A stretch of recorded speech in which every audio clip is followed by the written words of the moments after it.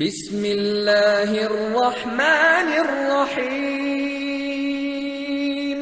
قل هذه سبيلي أدعو إلى الله على بصيرة أنا ومن اتبعني وسبحان الله وما أنا من المشركين. إن الحمد لله نحمده ونستعينه ونستغفره ونعوذ بالله من شرور أنفسنا ومن سيئات أعمالنا من يهده الله فلا مضل له ومن يضلل فلا هادي له وأشهد أن لا إله إلا الله وحده لا شريك له وأشهد أن محمدا عبده ورسوله صلى الله تعالى عليه وعلى آله وصحبه وسلم تسليما كثيرا أما بعد। সম্মানিত শ্রোতা ও দর্শক মণ্ডলী, আল্লাহ রাব্বুল আলামিনের যাবতীয় প্রশংসা, যে মহান আল্লাহ রাব্বুল আলামিন আরশের উপরে রয়েছেন এবং সমস্ত সৃষ্টিকুল সম্পর্কে তিনি সম্যক জ্ঞানী এবং সমস্ত সৃষ্টি তার ক্ষমতাধীন। আল্লাহ রাব্বুল আলামিন সবকিছু নিয়ন্ত্রণকারী। সালাত ও সালাম নাযিল হোক রাসূল সাল্লাল্লাহু আলাইহি ওয়াসাল্লামের প্রতি, যার মাধ্যমে আমরা রব্বুল আলামিন সম্পর্কে, তার দ্বীন সম্পর্কে, তার রাসূল সাল্লাল্লাহু আলাইহি ওয়াসাল্লাম সম্পর্কে, আমাদের দায়িত্ব সম্পর্কে জানতে পেরেছি। আমাদের ধারাবাহিক আলোচনা নাজাত প্রাপ্ত দলের আকীদা যে চলে আসছে, তার আজকে পর্ব নম্বর 30, তারিখ 19 জমাদাল উলা 1442 হিজরি মোতাবেক 3 জানুয়ারি 2021। বিষয়বস্তু আজকে প্রথম সেটি হচ্ছে আল্লাহ রাব্বুল আলামিন তার সম্পর্কে বলেছেন যে আর রহমান আলাল আরশি ইস্তাওয়া, রহমান আরশের উপর সমুন্নত বা আরশের উপরে রয়েছেন। তো এই ইস্তিওয়া শব্দের অর্থ বা তাৎপর্য। দ্বিতীয় যে বিষয়টি আসবে সেটি হচ্ছে আল্লাহ রাব্বুল আলামিনের সুউচ্চ হওয়া, উলু। এটা 3 ভাগে ভাগ করা হয়েছিল। প্রথম উলুউল ফাওকিয়া, যে তিনি সমস্ত সৃষ্টির ওপরে রয়েছেন, এটা নিয়ে আলোচনা হয়েছে। এর দলিল কোরআন সুন্নাহ থেকে পেশ করা হয়েছে গত সপ্তাহে। আজকে আসবে দ্বিতীয় উলুর প্রকরণ, তা হচ্ছে উলুউল কাহর। প্রতাপশালী হওয়ার দিক থেকে, অপ্রতিরোধ্য হওয়ার দিক থেকে, মহাপরাক্রান্ত হওয়ার দিক থেকে আল্লাহ রাব্বুল আলামিন সুউচ্চ। এর দলিল কোরআন এবং সুন্নাহ থেকে।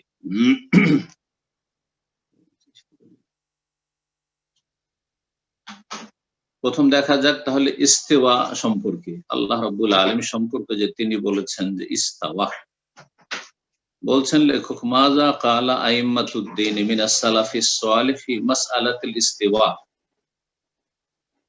সালাফে সালেহিনদের আইম্মায়ে কিরামগণ, যারা দ্বীনের ইমাম, তারা কি বলেছেন ইস্তেওয়ার বিষয়ে।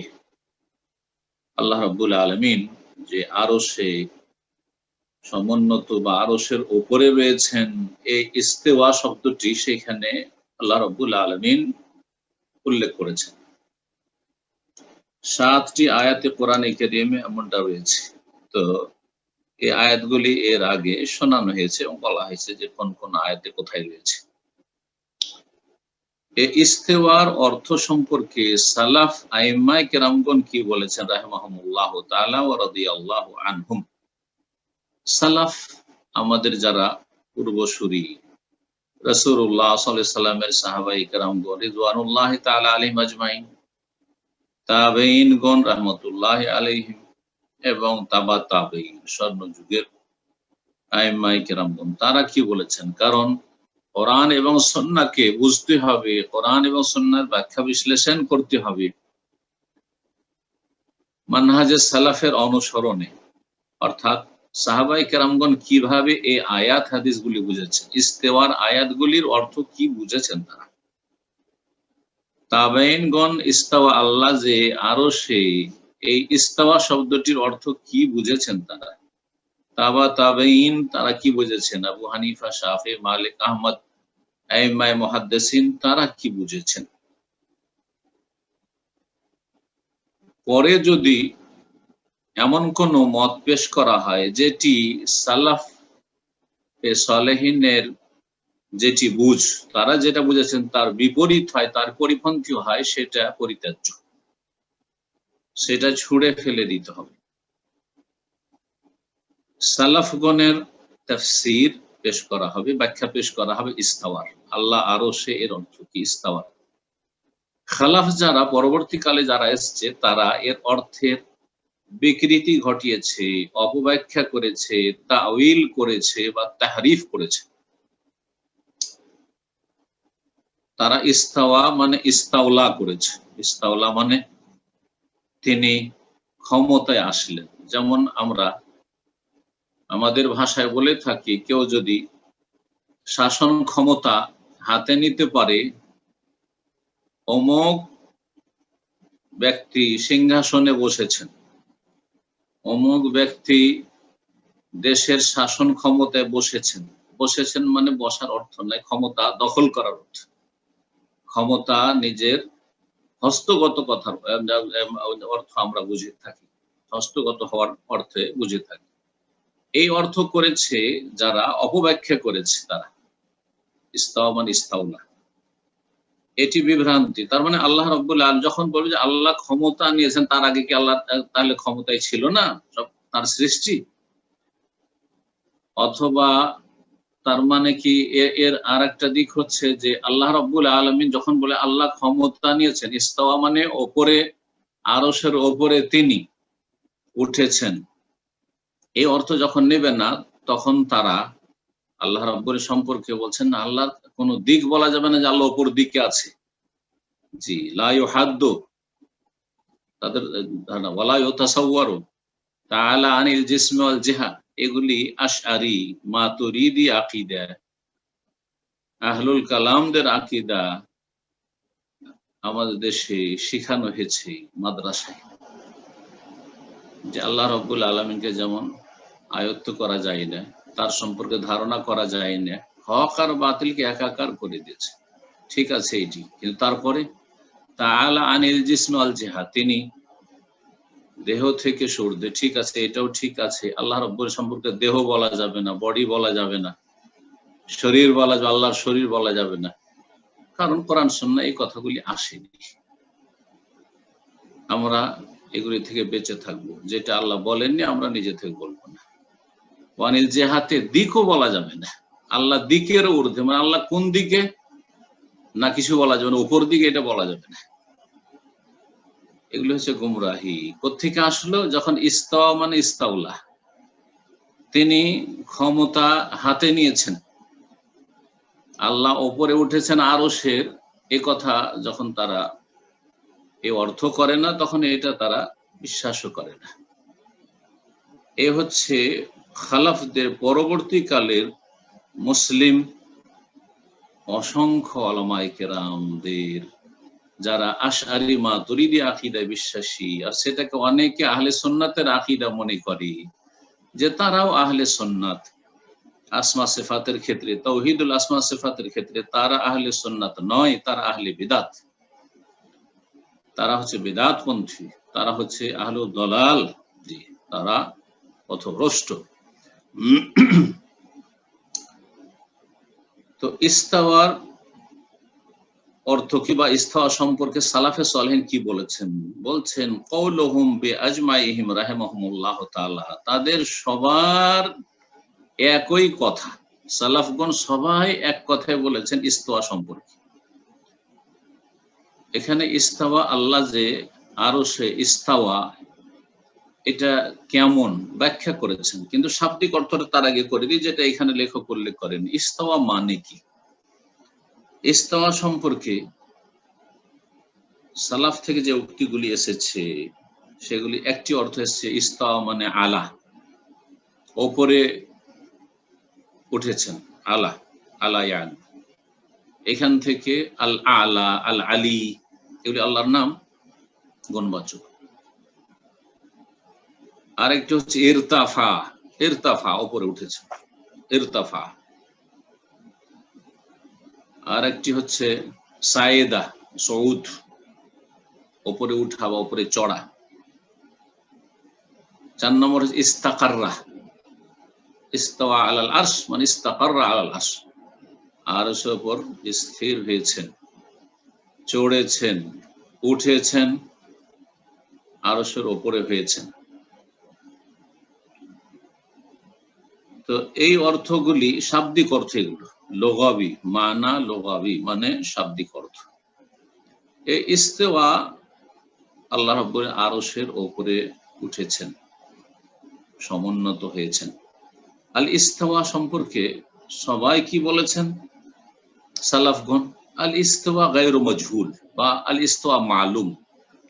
এখানে উল্লেখ করেছে গায়রু মাজহুল মানে অজানা নয়, ইস্তেওয়ার অর্থ অজানা নয়। অর্থাৎ কেউ যদি জিজ্ঞেস করে কোন আলেমকে যে কোরআনের তরজমা তাফসীর বুঝে, ভাই সুম্মাস্তাওয়া আলাল আরশ, অতঃপর তিনি আরশের উপরে উঠেছেন, তো ইস্তেওয়া মানে কি?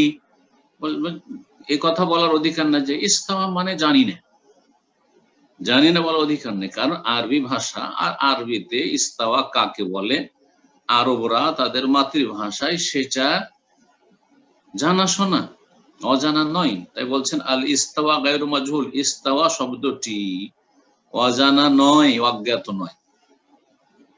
অন্য রিওয়ায়াতে রয়েছে ইমাম মালিক রহমতুল্লাহ আলাইহি থেকে, আর এই রিওয়ায়াতটি ইমাম মালিক রহমতুল্লাহ আলাইহির ওস্তাদ ছিলেন রাবিয়াতুর রায় রাবিয়া বিন আবি আব্দুর রহমান, তার থেকে বর্ণিত রয়েছে। তার পূর্বে এই রিওয়ায়াতটি বা এই উক্তিটি ইস্তেওয়া সম্পর্কে যে উক্তিটি এখন উল্লেখ করব সেটি বর্ণিত হচ্ছে উম্মুল মুমিনিন উম্মে সালামা রাদিয়াল্লাহু তাআলা আনহা, রাসূলুল্লাহ সাল্লাল্লাহু আলাইহি ওয়াসাল্লামের সহধর্মিণী, মুমিনদের জননী রাদিয়াল্লাহু তাআলা আনহা থেকে। কি আল ইস্তেওয়া মালুমুন, ইস্তেওয়া আমাদের জানা। ইস্তেওয়া মানে আমরা জানি, জানি না বলবো না। অথবা গায়রু মাজহুল আমাদের অজানা নয়, একই কথা। ওয়াল কাইফু গায়রু মাকুল বা ওয়াল কাইফু মাজহুল, তবে ধরন গায়রু মাকুল, বোধগম্য না, বা মাজহুল অজ্ঞাত। কিভাবে আল্লাহ আরশে আছেন, কিভাবে আল্লাহ আরশে উঠেছেন, এটা আমাদের জানা নেই। তবে ইস্তাওয়া মানে আরশে, ইস্তাওয়া আল আরশ, আরশে উঠেছেন, আরশে সমুন্নত হয়েছেন, এটা আমাদের জানা আছে। তাহলে অর্থ জানি, ধরনটা জানি না। এখন বিশ্বাস করবো না বলছে বলে ঈমান বিহি ওয়াজিব, হ্যাঁ বিশ্বাস করা ফরজ, বিশ্বাস করা ফরজ। ওয়াসসাওয়ালু আনহু বিদআতুন, আর এ সম্পর্কে বেশি জিজ্ঞাসাবাদ করা যে আল্লাহ আরশে আছেন তো কেমন ভাবে আছেন ইত্যাদি, এসব জিজ্ঞাসাবাদ করা হচ্ছে বিদআত। এটা সালাফদের তরিকা ছিল না, আদর্শ ছিল। সালাফদের আদর্শ ছিল আল্লাহ বলেছেন আল্লাহ আরশে ইস্তাওয়া আল আরশ, ইস্তাওয়া আল আরশ, কোন জিজ্ঞাসা নেই। কোন কোন রিওয়ায়াতে আরেকটা বাক্য অতিরিক্ত রয়েছে, ওয়া ইনকারুহু কুফর, কেউ যদি অস্বীকার করে যে আল্লাহ আরশে নন, আল্লাহ সর্বত্র বিরাজমান, আল্লাহ সবকিছুতে বিরাজমান, অথবা আমরা জানি না আল্লাহ কোথায়, অথবা যদি বলে যে এসব প্রশ্ন করা যাবে না, যেমন আমাদের দেশের এক শ্রেণীর লোকেরা বলে জি মসজিদের ইমাম, মাদ্রাসা পড়ুয়া, যে তাওহীদুল আসমা সিফাত সম্পর্কে তাদের যে শোচনীয় অবস্থা। আমাদের অনেক ভাইরে গেছে দেশে গিয়ে বলছে, বলেন তো আল্লাহ কোথায়? বলছে আউযুবিল্লাহ, তুমি কি বললে, তুমি তো কাফের হয়ে গেলে, তুমি এখনই তওবা করো, কালিমা পড়ো, আল্লাহ কোথায় জিজ্ঞাসা করা যাবে না। জি, তার মানে এই বিষয়টি তারা বিশ্বাসই করে না। অথবা বলে সর্বত্র বিরাজমান, সবগুলি কুফর। ওয়া ইনকারুহু কুফরুন, আল্লাহ আরশের ওপরে যে এই কথা কেউ যদি অস্বীকার করে এটা হচ্ছে কুফর। ওয়া মিনাল্লাহির রিসালাহ, আর এই পেগাম, এই মেসেজ যে আল্লাহ আরশের ওপরে, এই মেসেজ আল্লাহর পক্ষ থেকে এসেছে রাসূলুল্লাহ সাল্লাল্লাহু আলাইহি ওয়াসাল্লামের মাধ্যমে, ওহীর মাধ্যমে। ওয়া আলার রাসূলিল বালাগ, এবং রাসূল সাল্লাল্লাহু আলাইহি ওয়াসাল্লাম সুন্দরভাবে পৌঁছিয়ে দিয়েছেন। ওয়া আলাইনা তাসদীক ওয়া তাসলিম, এবং আমাদের জন্য আবশ্যক হচ্ছে বিশ্বাস করা আর মেনে নেওয়া, স্বীকৃতি দেওয়া।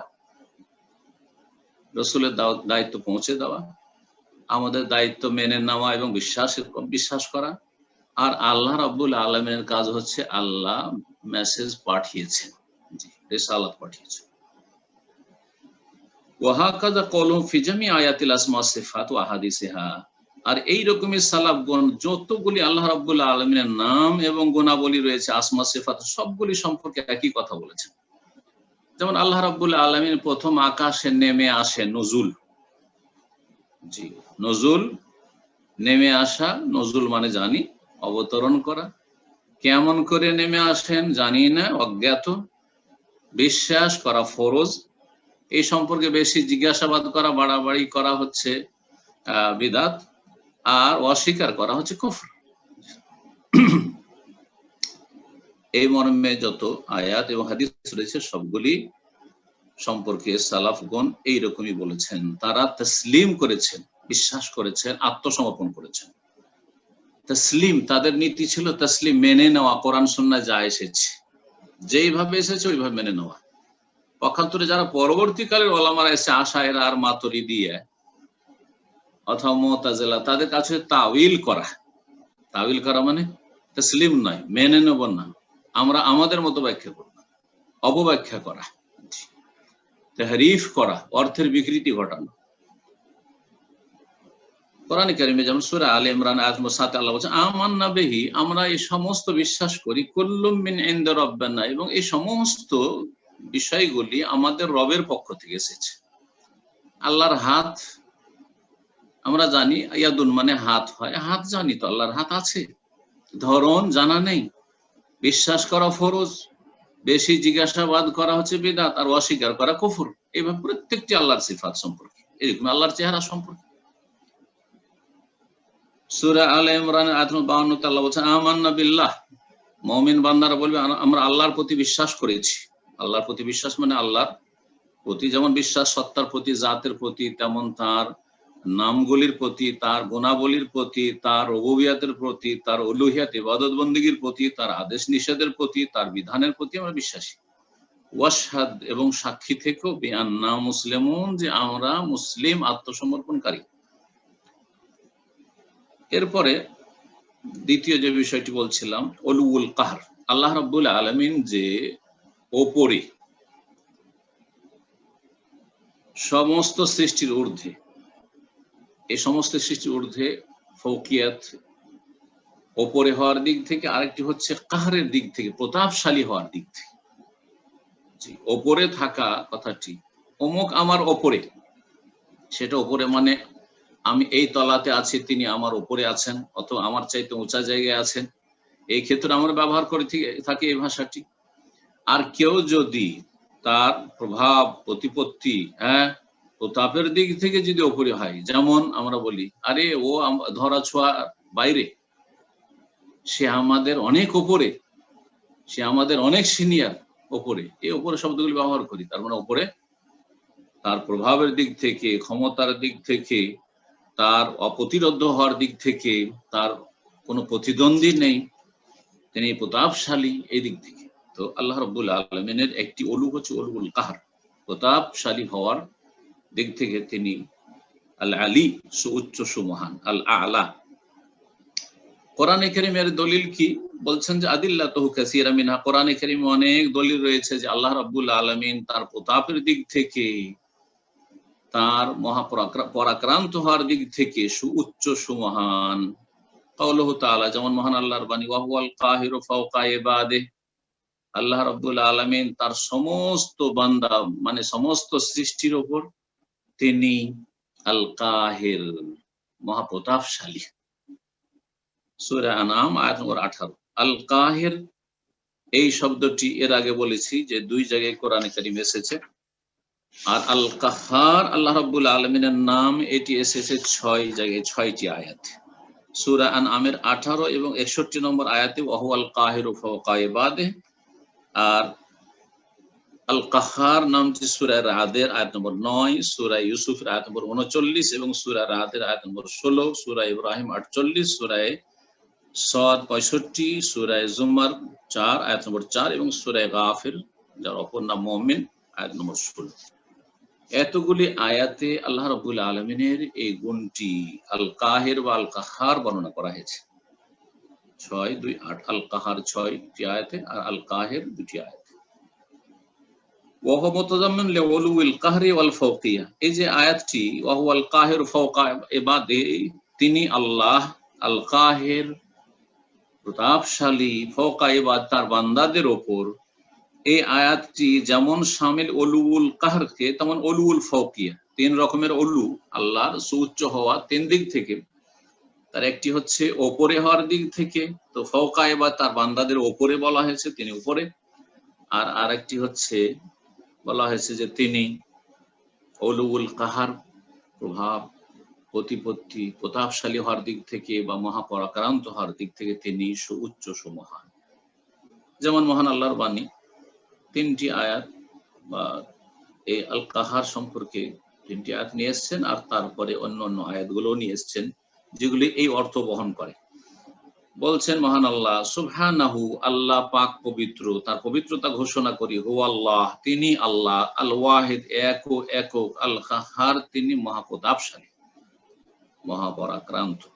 সূরা জুমার আয়াত নম্বর 4। মহান আল্লাহ বলছেন লিমানিল মুলকুল ইয়াউম, আখিরাতে হাসরের মাঠে আল্লাহ বলবেন আজকে সার্বভৌমত্ব কার, মালিকানা কার হাতে, কার কাছে মালিকানা রয়েছে? আছে কেউ রাজা, আছে কেউ নেতা? কোন সাড়া শব্দ আসবে না। যখন আল্লাহ নিজে বলবেন লিল্লাহি, একমাত্র মালিকানা, একক মালিকানা আল্লাহর, আল ওয়াহিদ যিনি একক, আল কাহার যিনি মহাপ্রতাপশালী। সূরা গাফির আয়াত নম্বর 16। মহান আল্লাহ সূরা সাদ আয়াত নম্বর 65 বলছেন কওলুহু তাআলা, কুল, হে নবী বলে দাও, ইন্নামা আনা মুনজির, নিশ্চয় আমি একজন সতর্ককারী মাত্র। ওমা মিন ইলাহিন ইল্লাল্লাহ, আর আল্লাহ ছাড়া কোনো সত্য মাবুদ নেই। আল ওয়াহিদ যিনি একক, আল কাহার যিনি মহাপরাক্রান্ত, আল কাহার। সূরা হুদের আয়াত নম্বর 56-তে এই উলুল কাহার, আল্লাহ যে তার মহাপ্রতাপশালী হওয়ার দিক থেকে সুউচ্চ, এই অর্থটি বহন করে আয়াতগুলি। মহান আল্লাহর বাণী, মা মিন দাব্বাতিন, এমন কোন প্রাণী নেই, ইল্লা হুয়া আখিযুন বিনাসিয়াতিহা, যে যার চুলগুচ্ছ আল্লাহ রাব্বুল আলামিন ধারণ করে নেই। মানে প্রত্যেক সৃষ্টির, প্রত্যেক প্রাণীর চুলগুচ্ছ নাসিয়া বলা হয়। এই যে মানে কপালে যে চুল বেড়ে থাকে মানুষের মাথার চুলগুলো সামনের দিক দিয়ে, সেটাকে বলা হয় নাসিয়া। জি, লানাসফাম বিন নাসিয়া, নাসিয়াতিন কাযিবাতিন খাতিয়া, সূরা আলাকের শেষে যে রয়েছে নাসিয়া কপালকে বলা হয়, কারণ এই চুলগুচ্ছ, সামনের চুলটা কপালের উপর বেড়ে থাকে, সেই জন্য। তো আল্লাহ রাব্বুল আলামিন সবার এই যে চুলের অগ্রভাগ রয়েছে তা ধারণ করে রয়েছেন, অর্থাৎ আল্লাহ রাব্বুল আলামিনের আয়ত্তাধীন সবকিছু। আল্লাহ রাব্বুল ক্ষমতার বাইরে কোনো শক্তি নেই, কোনো প্রাণী নেই।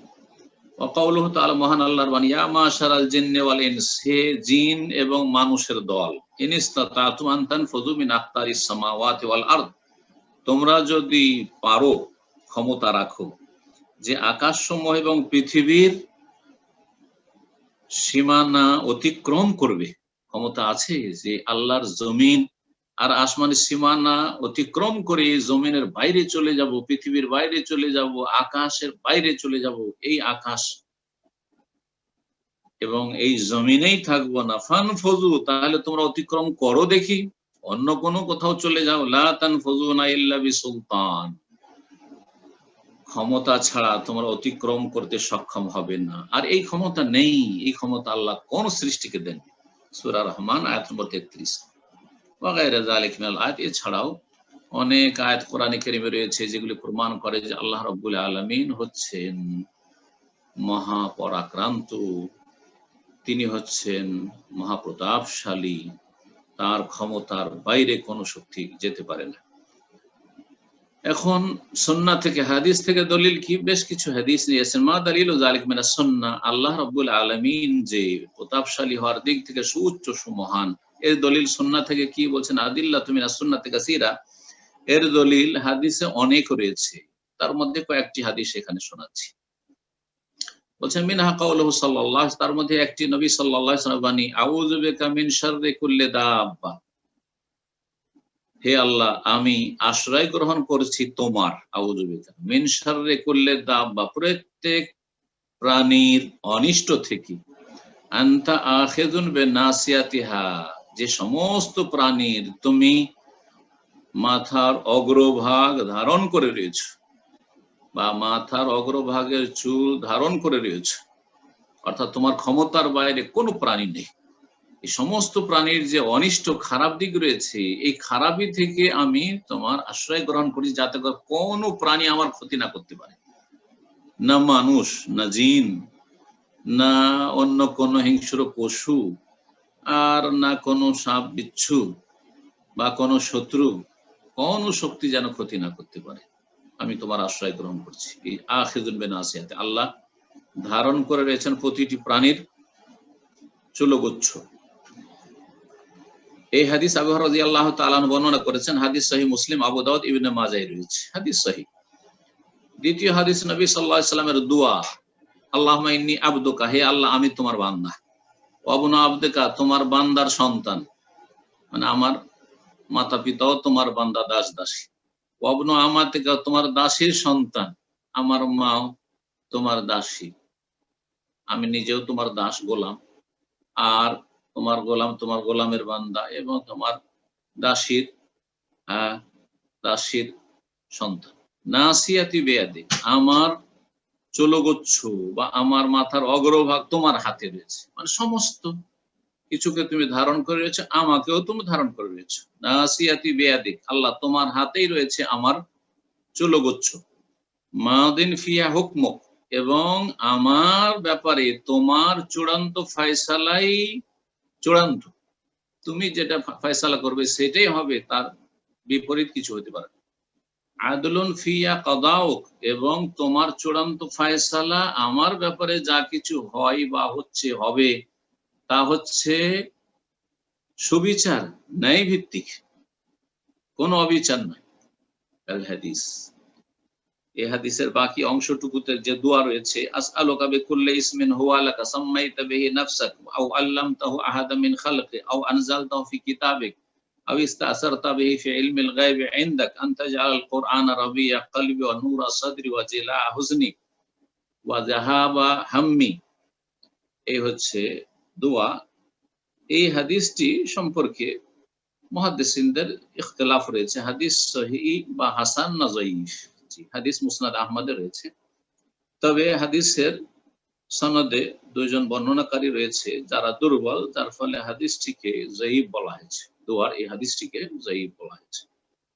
এই হাদিসটি বা এই দোয়াটি আরব দেশে খুব প্রসিদ্ধ দোয়া, যা দোয়ায় কুনুতের সাথে যে অনেকগুলি দোয়া পড়ায়, তার মধ্যে এটা বেশিরভাগই এখানকার আইম্মায়ে কেরামগণ পড়ে থাকেন।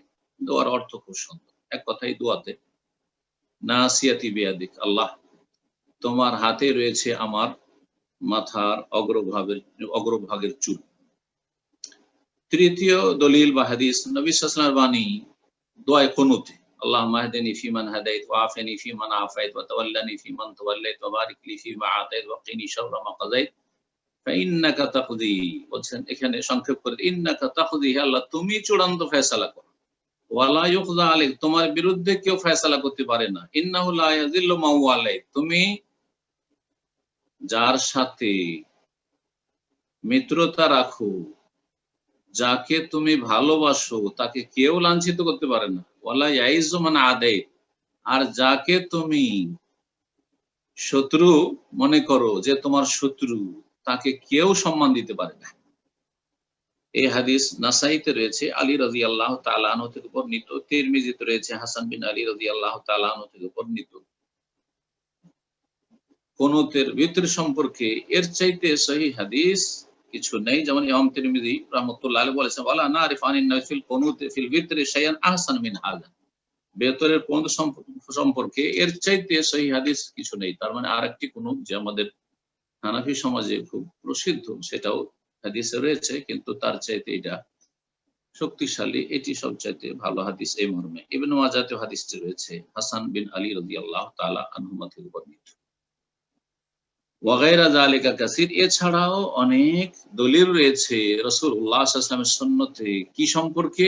উলুউল কাহর সম্পর্কে, যে আল্লাহ রাব্বুল আলামিন সুউচ্চ তার প্রতাপের দিক থেকে, তার মহাপরাক্রান্ত হওয়ার দিক থেকে, তিনি যে অপ্রতিরোধ্য এবং তার চূড়ান্ত ফয়সালাকে কেউ রোধ করার শক্তি রাখে না, এবং তিনি অপ্রতিদ্বন্দ্বী, তার প্রতিদ্বন্দ্বিতা করার কোনো শক্তি পৃথিবীতে নেই। আল্লাহ রাব্বুল আলামিনের কাছে তার সমস্ত সৃষ্টি, আর তার মধ্যে মানুষ শ্রেষ্ঠ সৃষ্টি, কত অসহায়। ওয়াখুলিকাল ইনসানু দাঈফা, মানুষকে অত্যন্ত দুর্বল করে সৃষ্টি করা হয়েছে। আল্লাহ রাব্বুল আলামিন যেন আমাদেরকে তার সম্পর্কে বিশুদ্ধ জ্ঞান অর্জনের তৌফিক দান করেন এবং যাবতীয় বিভ্রান্তি থেকে আমাদের যেন হেফাজত করেন, ফিতনার যুগে যাবতীয় ফিতনা থেকে আমাদের হেফাজত করেন। আল্লাহ রাব্বুল আলামিনের কাছে দোয়া করি যারা আমাদের প্রিয়জন মুমিন ভাই বোন সারা পৃথিবীতে বেঁচে রয়েছেন, সুস্থ রয়েছেন, আল্লাহ রাব্বুল তাদেরকে নেক হায়াত দান করেন। যারা অসুস্থ রয়েছেন, পীড়িত রয়েছেন, আল্লাহ তাদেরকে সুস্থতা দান করেন এবং যারা বালা মুসিবত রয়েছেন, বালা মুসিবত থেকে মুক্তি দান করেন।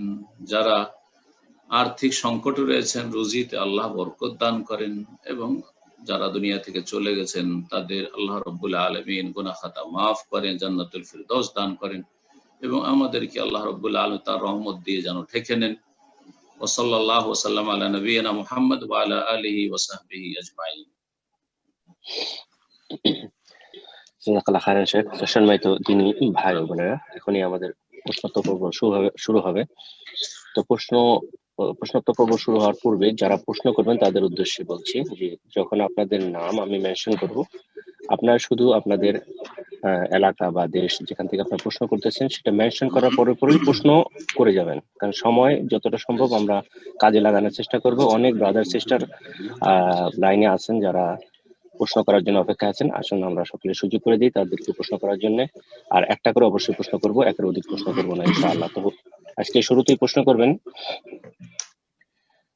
শাফিরা রহমান, আপনি প্রশ্ন করুন।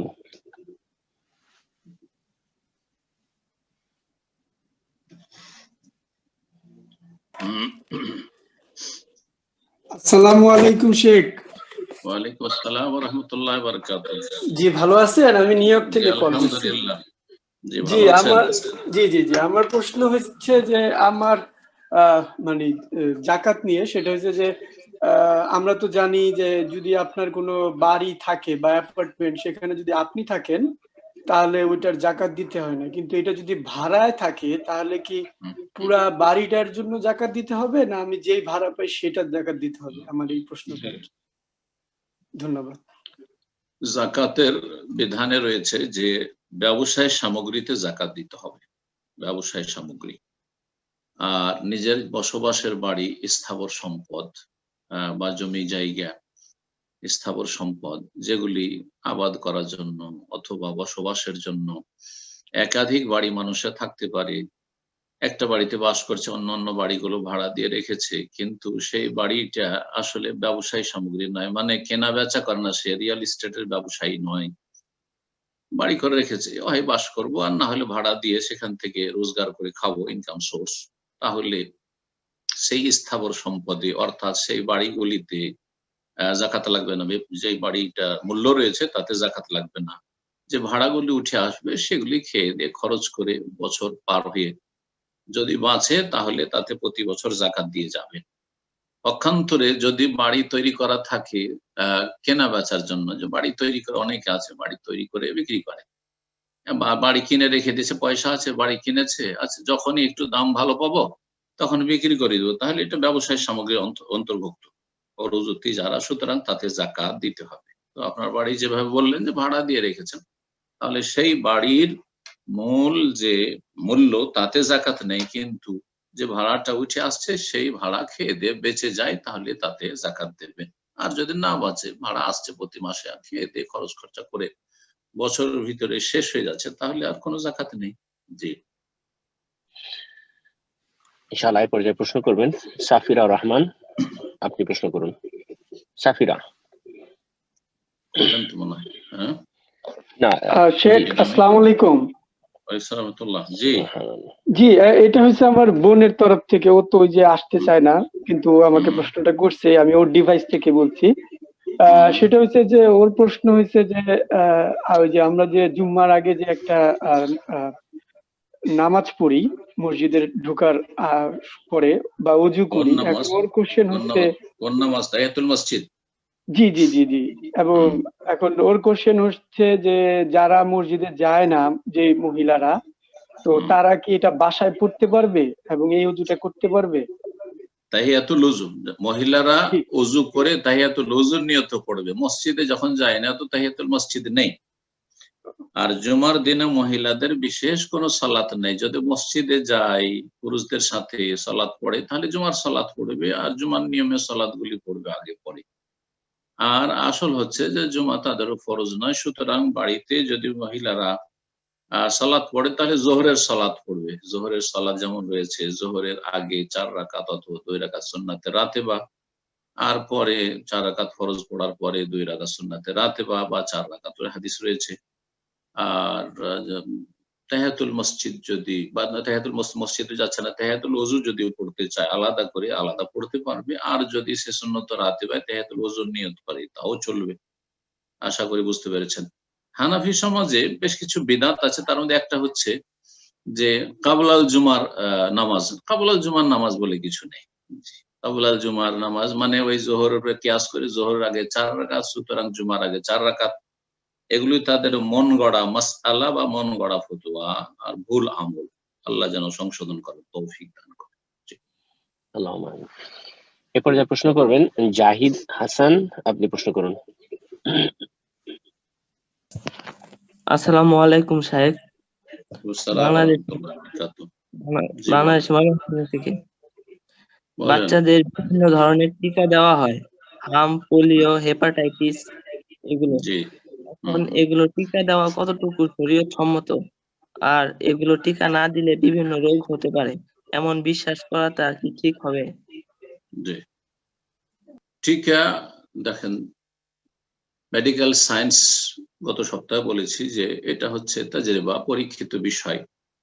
আর যারা বিশেষজ্ঞ তাদের কাছ থেকে আমরা সব সাবজেক্ট নিয়ে থাকি। যারা যে সাবজেক্টের বিশেষজ্ঞ তাদের কাছ থেকে আমরা চিকিৎসা নিয়ে থাকি। ওই রকমের চিকিৎসা হচ্ছে 2 রকম, একটা হচ্ছে আত-তিব্বুল ওয়াকাই আর একটা হচ্ছে আত-তিব্বুল ইলাজি। ভালো করে শুনে রাখেন। তিব্বুল ওয়াকাই হচ্ছে যে প্রতিরক্ষামূলক, প্রতিরোধমূলক অগ্রিম ব্যবস্থা নেওয়া, অগ্রিম ব্যবস্থা নেওয়া। আর তা হচ্ছে এই আপনার ভ্যাকসিনেশন বা টিকাগুলি, যতগুলি টিকা আছে এগুলি হচ্ছে প্রতিরক্ষামূলক। যে বেশ কিছু রোগ, যেই রোগগুলি খুব মারাত্মক ধরনের ঝুঁকিপূর্ণ, সেই রোগগুলি থেকে বেঁচে থাকার জন্য টিকা ব্যবহার করা। যেমন হজে যারা আসেন তাদেরকে মেনিনজাইটিসের আল-হুম্মা শৌকিয়া আরবিতে বলা হয়, তার জন্য টিকা দেওয়া হয়। শর্ত না হলে হজে আসতে পারবেন না। জি, তার মানে এত মূর্খ না এসব আপনার সোশ্যাল মিডিয়ার অ্যাক্সিডেন্ট মূর্খদের মতো যে এমনি এমনি টিকা নিতে বাধ্য করছে। অবশ্যই এটা পরীক্ষিত বিষয় যে এর উপকারিতা আছে আর এর প্রয়োজনীয়তা আছে। জি, তো সুতরাং এই টিকাগুলি এক সময় ছিল না, শিশুর মৃত্যু হারও বেশি ছিল।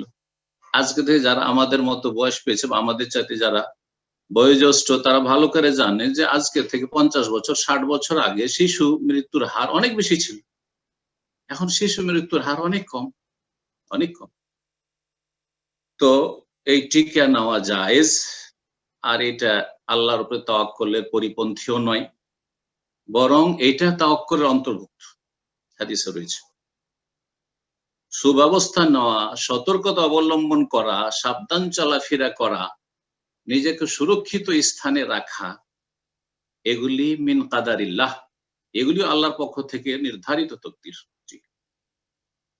এগুলো তকদিরকে অস্বীকার করাও নয়, আর আল্লাহর উপর তাওয়াক্কুলের পরিপন্থী নয়, বরং এগুলি আল্লাহর উপরে তাওয়াক্কুলের অন্তর্ভুক্ত। রাসূলুল্লাহ সাল্লাল্লাহু আলাইহি ওয়াসাল্লামকে এক সাহাবী জিজ্ঞেস করেছিলেন, ইয়া রাসূলুল্লাহ, আমার উট যখন আমি কোথাও অবস্থান করব তখন বেঁধে দিয়ে আমি অবস্থান করব, আল্লাহর ভরসা রাখবো, না ছেড়ে দিয়ে আল্লাহর ভরসা রাখবো? কি বলেছিলেন? বলে কিল হাওয়া তাওয়াক্কাল, উটটা বেঁধে রেখে আল্লাহর উপর ভরসা রাখো। গ্রামে গঞ্জে যারা গাই গরু পুষেন, বকরি ছাগল পুষেন, রাত্রে বাইরে ছেড়ে দেন না বেঁধে রাখেন, সুরক্ষিত স্থানে রাখেন, বেঁধে রাখেন, আর তারপরে আল্লাহ ভরসা করে শুয়ে যান। কিন্তু আপনি বেঁধে রাখবেন না, মাঠে ঘাটে গরু ছেড়ে দিবেন, ছাগল ছেড়ে দিবেন, আল্লাহ ভরসা, আল্লাহ ভরসা না, এটা জাহেলদের কথা। তো কথা হচ্ছে যে টিকা নেওয়া জায়েজ। আর টিকাগুলি সম্পর্কে যারা সংশয় সৃষ্টি করেছে, সন্দেহ সৃষ্টি করেছে, এগুলি অপপ্রচার অথবা এগুলি হচ্ছে বাড়াবাড়ি, আর এগুলি সন্দেহের ভিত্তিতে জান মিনাল হাক্কি শাইআ। আমাদের ডাইরেক্টর গত জুমায় খুতবাতে বলছিলেন, জাযাকাল্লাহু খাইর, খুব সুন্দর কথা বলেছেন। একটা ভ্যাকসিন এসেছে, ধরেন এই ভ্যাকসিনটার পজিটিভ, এটা উপকারী, পৃথিবীতে কতজন বলছে, আর তার অপকারী কতজন বলছে? চিন্তা করুন। প্রয়োজন আছে কতজন বলছে, আর প্রয়োজন নেই কতজন বলছে? নিঃসন্দেহে সারা বিশ্ব তো গণতন্ত্রে বিশ্বাসী, নিঃসন্দেহে সংখ্যাগরিষ্ঠ বলবে না এর প্রয়োজনীয়তা আছে, বলিয়ে নিতে হবে। তারপরে এই সব টিকাগুলি আজকাল না নিলে সৌদি আরবের মাদ্রাসা স্কুল অ্যাডমিশন হবে না। আপনি কি মনে করেন? আপনার দেশেও তাই হবে? হ্যাঁ, হয়তো হচ্ছে। যদি এরকম হয়ে থাকে তাহলে ধীরে ধীরে ধীরে ওইদিকে যাচ্ছে পৃথিবী। সুতরাং আর যদি আপনি মনে করেন যে আমি নেব না, মরি আর বাঁচি, আমি নেব না, তো আপনার ব্যাপার, সেটা আপনার ব্যাপার, কিন্তু কারো উপরে চাপিয়ে দিন না, কারো উপরে চাপিয়ে দেন না, ভুল কথা। আল্লাহ রাব্বুল আলামিন যেন বুঝার তৌফিক দান করেন। তিব্বুল এলাজি, তিব্বুল বেকাই বললাম এতক্ষণ, সতর্কতামূলক আগে থেকে চিকিৎসা নেওয়া, এটা হচ্ছে এই ভ্যাকসিনগুলি। আর তিব্বুল এলাজি হচ্ছে আক্রান্ত হওয়ার পরে চিকিৎসা করা। যেমন এই করোনার যুগে যাতে করোনায় আক্রান্ত না হয়, এর জন্য আমরা কি ব্যবস্থা নিই না? সে গরম পানি পান করাই হোক, আর ভিটামিন সি বেশি বেশি নেওয়াই হোক, আর তারপরে একটু দূরত্ব বজায় রাখা হোক, যেখানে সেখানে হাত দেওয়া নয়, আর হাত দেওয়ার পরে হাত চোখে ঘুষে নিলাম, নাকে ঢুকিয়ে দিলাম, মুখে ঢুকিয়ে দিলাম, এমনটা করা না হোক, এই ব্যবস্থা করে নিই না? অবশ্যই সতর্কতা অবলম্বন করছেন, সবাই করছেন যাদের কিছু জ্ঞান আছে। প্রায় এই দুনিয়া সম্পর্কে যথেষ্ট প্রায় লোকেরই জ্ঞান আছে, দিন সম্পর্কে নাও থাকতে পারে। তো এটা হচ্ছে তিব্বুল ওয়াকাই। আর তিব্বুল এলাজি হচ্ছে আক্রান্ত হওয়ার পরে এখন চিকিৎসা নেওয়া। জি, আক্রান্ত হওয়ার পরে চিকিৎসা নেওয়া। জি, রুকিয়ার ক্ষেত্রে দুই রকম আছে, যাতে করে শয়তান আমার কাছে আসতেই না পারে, সেই জন্য আমরা বেশ কিছু দোয়া জিকির আজকার পড়ি। দোয়া জিকির আজকারে সকাল সন্ধ্যার জিকির আজকার, সালাতের পর জিকির আজকার, এটা একটা ফায়দা। আর একটা ফায়দা আছে আক্রান্ত হয়ে গেলে শেফার জন্য দোয়া। বেশ কিছু দোয়া আছে যে রোগীর শেফার জন্য দোয়া আক্রান্ত হওয়ার পরে। আশা করি বিষয়টি বুঝতে পেরেছেন। জাযাকুমুল্লাহু খাইরান। বারাকাল্লাহু ফিকুম। এরপর যা প্রশ্ন করবেন আব্দুল হাকিম, আপনি প্রশ্ন করুন। আসসালামু আলাইকুম শেখ। আসসালামু ওয়া রাহমাতুল্লাহি ওয়া বারাকাতুহু। শেখ, আমার ওই ভিডিও কনফারেন্সটা বিয়ের ব্যাপারে খুব গুরুত্বপূর্ণ, আমার কাছে জানার দরকার শেখ। সেটা হচ্ছে যে শেখ, ছেলে বাংলাদেশে থাকে, মেয়ে আমেরিকায় থাকে। ছেলে মেয়ের পূর্বে কখনো সরাসরি দেখা সাক্ষাৎ হয়নি। ছেলের কোনো অভিভাবক আমেরিকায় থাকে না, এক্ষেত্রে কি মেয়ের বিয়ে ওভার দা মোবাইল ফোনে দেওয়া যায় কিনা? ছেলের অভিভাবক লাগে না, বিয়ের জন্য ছেলের কোনো অভিভাবক লাগে না। মেয়ের ক্ষেত্রে নাবালিকা হোক, সাবালিকা হোক, কুমারী হোক, হ্যাঁ অকুমারী হোক, বাকেরা হোক, সাইয়েবা হোক, রাসূলুল্লাহ সাল্লাল্লাহু আলাইহি ওয়াসাল্লাম নিকাহা ইল্লা বিওয়ালিয়িন, মেয়েদের অভিভাবক ছাড়া বিয়ে হয় না, বিয়ে বাতিল হয়ে যায়। মেয়েদের ক্ষেত্রে অভিভাবক লাগবে, কারণ মেয়েরা চূড়ান্ত সিদ্ধান্ত নিত আবেগী, তারা বেশি। আল্লাহ যিনি সৃষ্টি করেছেন তিনি বেশি জানছেন যে মেয়েরাকে একাই যদি ছেড়ে দেওয়া হয় বিবাহ বসার জন্য, তো সর্বনাশ করে ফেলবে। সামান্য কিছুতেই এমন পাগল হয়ে যাবে, হ্যাঁ, যে বলার নেই। কিন্তু ছেলেরা এমনটা হয় না, এত আবেগী সহজে হয়। তো এই জন্য মেয়েদের জন্য অভিভাবক শর্ত, আর ছেলের জন্য অভিভাবক শর্ত নয়। এখন এর জন্য বিয়ের জন্য বেশ কিছু ফরজ কাজ রয়েছে, আর বেশ কিছু সুন্নাত মুস্তাহাব। দেখা, ছেলে বিয়ের আগে দেখে নেবে, বিয়ের কথা পাকা করার পরে মেয়েটাকে দেখে নেবে, আর মেয়েও ছেলেকে দেখে নিক সেটা আলাদা কথা, কিন্তু মূলত ছেলে মেয়েকে দেখবে যাতে করে বিয়ের পরে আবার সমস্যা না সৃষ্টি হয়। আগে থেকে দেখে শুনে বিয়ে করলে এটা উত্তম বা সুন্নাত। কিন্তু কেউ যদি দেখে না, না দেখি আর না দেখি, ভালো হোক মন্দ হোক আমি না দেখে বিয়ে করবো, জায়েজ। বিয়ের ক্ষেত্রে সরাসরি একবারে কাছাকাছি বসতে হবে এটাও জরুরি নয়। যেই ব্যক্তির সাথে বিয়ে দিচ্ছেন আর যেই মেয়েকে বিয়ে করছেন সেটা পরিচিত, মানে চেনা গেলেই হইল। জি, চেনা গেলেই হইল, আর সেখানে কোনো প্রতারণা না থাকলেই হইল বা প্রতারণার আশঙ্কা না থাকলে হইল। তো ভিডিও কল করে বা ভিডিও কনফারেন্সের মাধ্যমে যদি বিয়ে হয় তাহলে দেখতে পাচ্ছেন যে, যেমন আমি আপনাদেরকে দেখছি, আমাকে আপনারা দেখছেন, দেখতে পাচ্ছেন যে কে কথা বলছে, কে কবুল করলাম বললো ইত্যাদি দেখতে পাচ্ছেন। তার কোনো অসুবিধা নেই, কোনো অসুবিধা নেই। বিয়ে এইরকম ফোনে হতে পারে। ওলামারা বলেছেন যে এক দেশের ছেলে আর এক দেশের মেয়ে, এই ক্ষেত্রে আরেকটা তরিকা রয়েছে যেটা ফিকহের কিতাবাদিতে রয়েছে পুরাতন যুগ থেকে। এই তো কয়েকদিন থেকে না হয় ভিডিও কনফারেন্স আর আপনার মোবাইল আসলো, তার আগে কি করতেন? এই ক্ষেত্রে তৌকিল, উকিল বানিয়ে দেওয়া, বিবাহের জন্য উকিল বানিয়ে দেওয়া, এটা শরীয়ত সম্মত বিধান এবং এটা বেশি ভালো। অর্থাৎ ছেলে অন্য দেশে আছে, ওকে জরুরি নয় যে মোবাইল ফোনে বিয়ে করতে হবে। আর সেখানে যদি আবার ভিডিও কনফারেন্স না হয়, শুধু আপনার অডিও কথা বলে, তাহলে আওয়াজ অনেক সময় আওয়াজে বোঝানোও যেতে পারে। কারণ কয়েক ভাইয়ের আওয়াজ কাছাকাছি থাকে, বোনদের আওয়াজ একই রকম প্রায় থাকে, বোঝা মুশকিল, পার্থক্য করা মুশকিল থাকে অনেক সময়। এইরকম ক্ষেত্রে অনেক সময় প্রতারণার শিকার হওয়ার আশঙ্কা থাকে। কিন্তু উকিল বানিয়ে দিলে, উকিল বানিয়ে দেওয়ার অর্থ হচ্ছে যে ছেলে কাউকে উকিল বানিয়ে দিল, সেটা তার বাপকে হোক, ভাইকে হোক, যে কোনো ব্যক্তি, তার বিশ্বস্ত ব্যক্তিকে, যে আমার পক্ষ থেকে অমুক মেয়েটিকে তুমি আমার জন্য স্ত্রী হিসাবে কবুল করবে। সেটা লিখিত ওকালতনামা, আপনারা বুঝেন ওকালতনামা, সেটা লিখিত হতে পারে, সেটা মৌখিক হইতে পারে। জি, সেটা একটা তরিকা। এখন আপনারা যেটা এই তরিকা অবলম্বন করেন, সরাসরি ভিডিও কনফারেন্স করে বিয়ে করেন, কোনো অসুবিধা নেই ইনশাআল্লাহ। যেই ব্যক্তি বিয়ে করছে সে পরিচিত, চেনা যাচ্ছে ভিডিও কনফারেন্সে। আর যে বিয়ে দিচ্ছে মেয়ের বাবা, সে ওলি, সত্যি লিগ্যাল ওলি, সেখানে কোনো প্রতারণা ধোঁকাবাজি নেই, যে সেখানে কোনো জালিয়াতির সম্ভাবনা নাই, তাহলে ঠিক আছে বিয়ে ইনশাআল্লাহ, কোনো অসুবিধা নেই। জি, জাযাকাল্লাহু খাইরান। তো ইনশাআল্লাহ এই পর্যায়ে প্রশ্ন করবেন কামরুজ্জামান, আপনি প্রশ্ন করুন। আসসালামু আলাইকুম ওয়া রাহমাতুল্লাহ।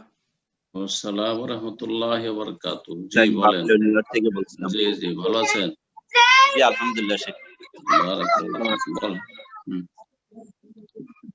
শেখ, আমার আজকে প্রশ্ন ছিল একটা বিষয় নিয়ে আমি খুব দ্বিধাদ্বন্দ্বের ভিতরে আছি। আসলে আমি এই সোয়াসে রোগ বলতে, আমি এতদিন আগে থেকে জানতাম যে সোয়াসে রোগ বলে কিছু নেই, কিন্তু এই করোনার পরে জানছি যে না, সোয়াসে রোগ বলে আছে। কিন্তু সমস্যা হচ্ছে এখন আমাদের সহি আলেম, মাদানী আলেম, অনেকগুলো আমাদের দুই রকম বলছে।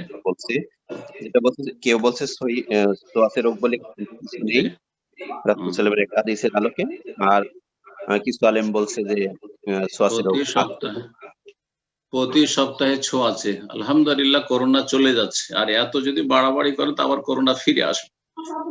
কথা বোঝা গেছে? তো সব বাড়াবাড়ি বাদ দেন। আর আলহামদুলিল্লাহ মাদানী আলেমরা তেমন কেউ ইখতিলাফ করে না, সমস্ত মাদানী আলেম একমত। সৌদি আরবের সমস্ত আলেমায়ে কেরাম, এত বড় বড় আলেমায়ে কেরাম, ভাবাই যান আমাদের দেশে আলেমরা অনেকে জানেই না যে কত বড় আলেম দেশে হয়, আর অনেকে মূল্যায়নই করে না, আত্ম অহংকার তাদের। তো কথা হচ্ছে যে সবাই একমত যে ছোঁয়াচে আছে। এবং শুধু তাই না, মত নয়, বেশ কিছু হাদিস, একই হাদিস আছে যে কুষ্ঠ রোগী দেখে পালাও, ফিররা মিনাল মাজজুম ফিরারাক মিনাল আসাদ, যেমন সিংহবাগ দেখে পালাও। তার আগেখানে আছে লা আদওয়া, সংক্রমণ কিছু নেই। সংক্রমণ নেই এর অর্থ কি? শেখ ইবনে উসাইমিন রাহমাতুল্লাহ আলাইহি বলছেন, শেখ ইবনে বাজ বলছেন, প্রায় সমস্ত আইম্মা কেরামগণ বলছেন যে লা আদওয়া মুআসসিরাতান, সংক্রমণ নিজেই তাসির করতে পারে, নিজেই প্রতিক্রিয়া সৃষ্টি করতে পারে না, বরং মুআসসির, প্রতিক্রিয়া সৃষ্টিকারী আল্লাহ রাব্বুল আলামিন। কিন্তু বেশ কিছু রোগ আছে, এই স্বভাবের রোগ আছে, যে সেই রোগগুলিতে আক্রান্ত যারা, তাদের পাশাপাশি থাকলে সংক্রমণের সম্ভাবনা রয়েছে। এটা হচ্ছে অধিকাংশ আইম্মায়ে কেরামদের বা প্রায় আইম্মায়ে কেরামদের, ওলামায়ে কেরামদের মত। এখন কেউ একজন পেশ করলো আর সেটাকে নিয়ে কেউ ডিফেন্স করা শুরু করলো অন্ধভক্তি দেখিয়ে, সেটা তাদের ব্যাপার। আপনার সেটাই যদি বিশ্বাস হয় তো আপনি সেটাই বিশ্বাস করেন, আর আপনি যেসব বিধি নিষেধ রয়েছে আপনার দেশের সেগুলো মানিয়েন না, করেন আপনি, কিন্তু বাকি লোকদের ক্ষতি করিয়েন না। যারা এটা বিশ্বাস করে তাদের ক্ষতি করিয়েন না।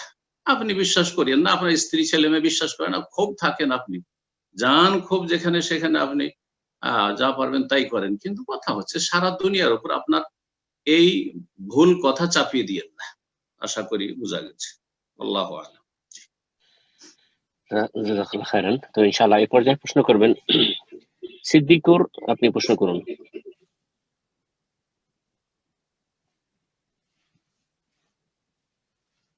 জি, আপনার ফোনটা আনমিউট হয়েছিল, আপনি ফোনটা আবারও আনমিউট করে ফেলেছেন, তো ফোনটাকে আবার আনমিউট করে নিন সিদ্দিকুর।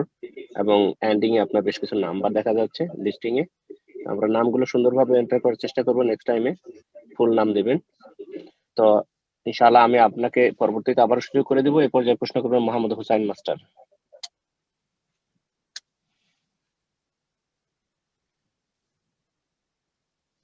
আসসালামু আলাইকুম ওয়া রাহমাতুল্লাহি ওয়া বারাকাতুহু। ওয়া আলাইকুম আসসালাম ওয়া রাহমাতুল্লাহি ওয়া বারাকাতুহু। জি বলেন। কেমন আছেন শেখ? ভালো আছেন ইনশাআল্লাহ? আলহামদুলিল্লাহ। বলেন কি খবর বলেন। জি আলহামদুলিল্লাহ শেখ। না শেখ, আজকে আমার প্রশ্ন নাই ইনশাআল্লাহ। দোয়া করবেন শেখ। বারাকাল্লাহু ফিক। আসসালামু আলাইকুম ওয়া রাহমাতুল্লাহি ওয়া বারাকাতুহু। আসসালাম ওয়া রাহমাতুল্লাহ। ইনশাআল্লাহ এই পর্যায়ে প্রশ্ন করবেন সিদ্দিকুর, আপনাকে আবার সুযোগ করে দিচ্ছি, প্রশ্ন করুন। আসসালামু আলাইকুম শেখ। আসসালাম ওয়া রাহমাতুল্লাহি ওয়া বারাকাতুহু। জি শেখ, আমি জানতে চাচ্ছিলাম ইসলামে সাংবাদিকতা কি জায়েজ? আর যখন কোনো নিউজ করা হয় সেখানে দেখা যায় যে কোনো মানে অন্যায়কারীর বিরুদ্ধে মানে সমালোচনা করা হয়, যদিও নিউজটা মিডিয়াতে আসে, তো সেখানে যার উপর অন্যায় করা হয় তিনি এখানে মানে পান আর কি, এক কথায়, কিন্তু এখানে সমালোচনা হয়। তো এই বিষয়ে যদি একটু বলতেন, এটা কি জায়েজ না কিরকম, বা দলিল যদি। ধন্যবাদ। সাংবাদিকতা যদি ইখলাসের সাথে করেন, নিষ্ঠার সাথে করেন, ইসলাম এবং মুসলিমদের কল্যাণের জন্য, ভালো মানুষদের কল্যাণের জন্য, অসৎ লোকদেরকে, অপরাধীদের মুখোশ উন্মোচনের জন্য, আর সিদক সততার সাথে নিষ্ঠা, তার সাথে সততা, সত্যবাদী হয়ে মিথ্যার আশ্রয় যদি না নেওয়া হয়, আর তাতে ইহতিসাব নেকির আশা আল্লাহর কাছে রাখা হয়, তাহলে সাংবাদিকতা সওয়াবের কাজ, নেকির কাজ। জি, ভালোকে জাগিয়ে তুললেন আর মন্দকে নির্মূল করার চেষ্টা করেন, কারণ মিডিয়া আজকাল সারা পৃথিবীকে নাচাচ্ছে আর উঠাচ্ছে, বসাচ্ছে, বুঝছেন। তো মিডিয়ার বড় একটা রোল বা ভূমিকা রয়েছে জি পৃথিবীতে। মিডিয়া যা বলছে তাই, জি, সত্য বললে সত্য, মিথ্যা বললে মিথ্যা, তদন্ত করার ক্ষমতায় বাকি আছে আর কতটাই বা আমাদের ক্যাপাসিটি আছে।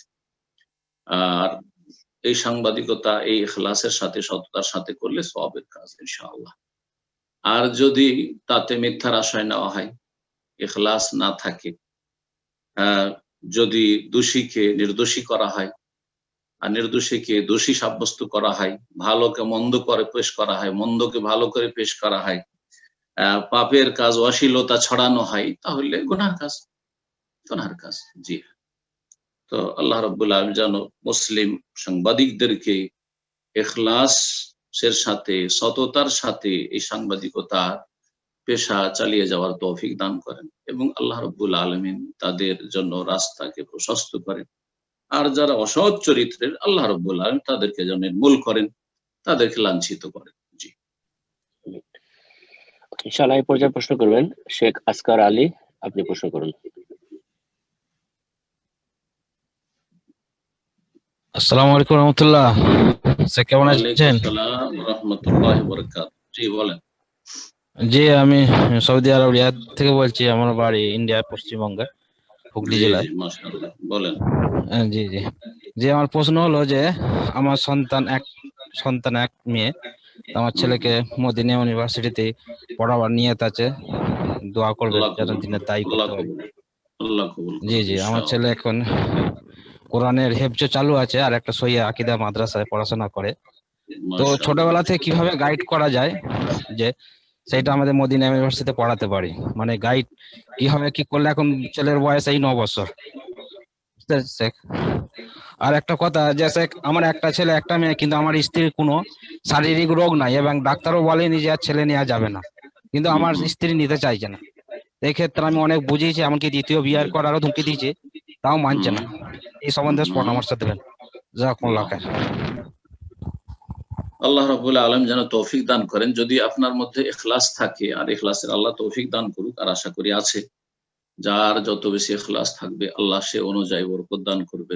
নিষ্ঠার সাথে ইখলাসের সাথে ছেলে মেয়েদের ইসলামী প্রতিপালনের যদি সৎ নিয়ত রাখেন এবং সে অনুযায়ী ভালো মাদ্রাসায় কোরআন সুন্নাহ ভিত্তিক যেসব মাদ্রাসা পরিচালিত হচ্ছে সেসব মাদ্রাসায় ভালো সিলেবাসে যদি ছেলেকে লেখাপড়া করান বা ছেলে মেয়েদেরকে লেখাপড়া করান, আর ইনশাআল্লাহ আল্লাহর কাছে আশা করা যেতে পারে। তার সাথে দোয়া করবেন, প্রচেষ্টা মেহনত ইখলাসের সাথে, আর তার সাথে দোয়া করবেন রব্বুল আলামিনের কাছে আল্লাহ যেন মনের আশা পূরণ করেন, ভালো আশা। তো ইনশাআল্লাহ আল্লাহ সফল করবেন আপনাকে আপনার ছেলে মেয়েদের ক্ষেত্রে।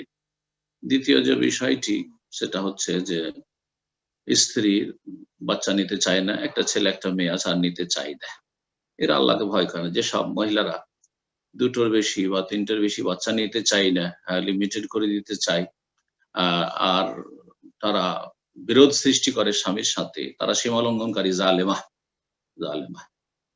যদি একান্ত তাদের বাচ্চা না নিতে হয় আর নেব না বলে, একটু হারাম কথা বলছে, অন্যায় কথা, গুনাহগার তারা, জালেম। তার সাথে যদি নাই একান্ত গুনাহগার, কিন্তু অন্যকে গুনাহগার বানাবে না।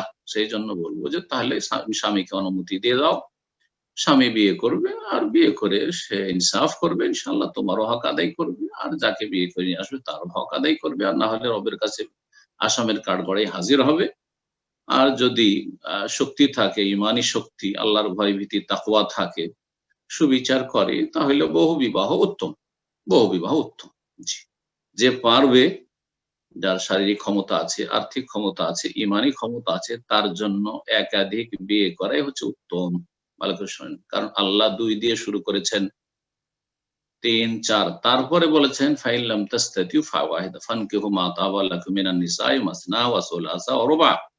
তোমরা বিয়ে করো নারীদের মধ্য থেকে যা পছন্দ হয়, মাসনা 2 একসাথে সবসময় 2 রাখতে পারো, 3 সুলাসা রাখতে পারো, 4 রাখতে পারো।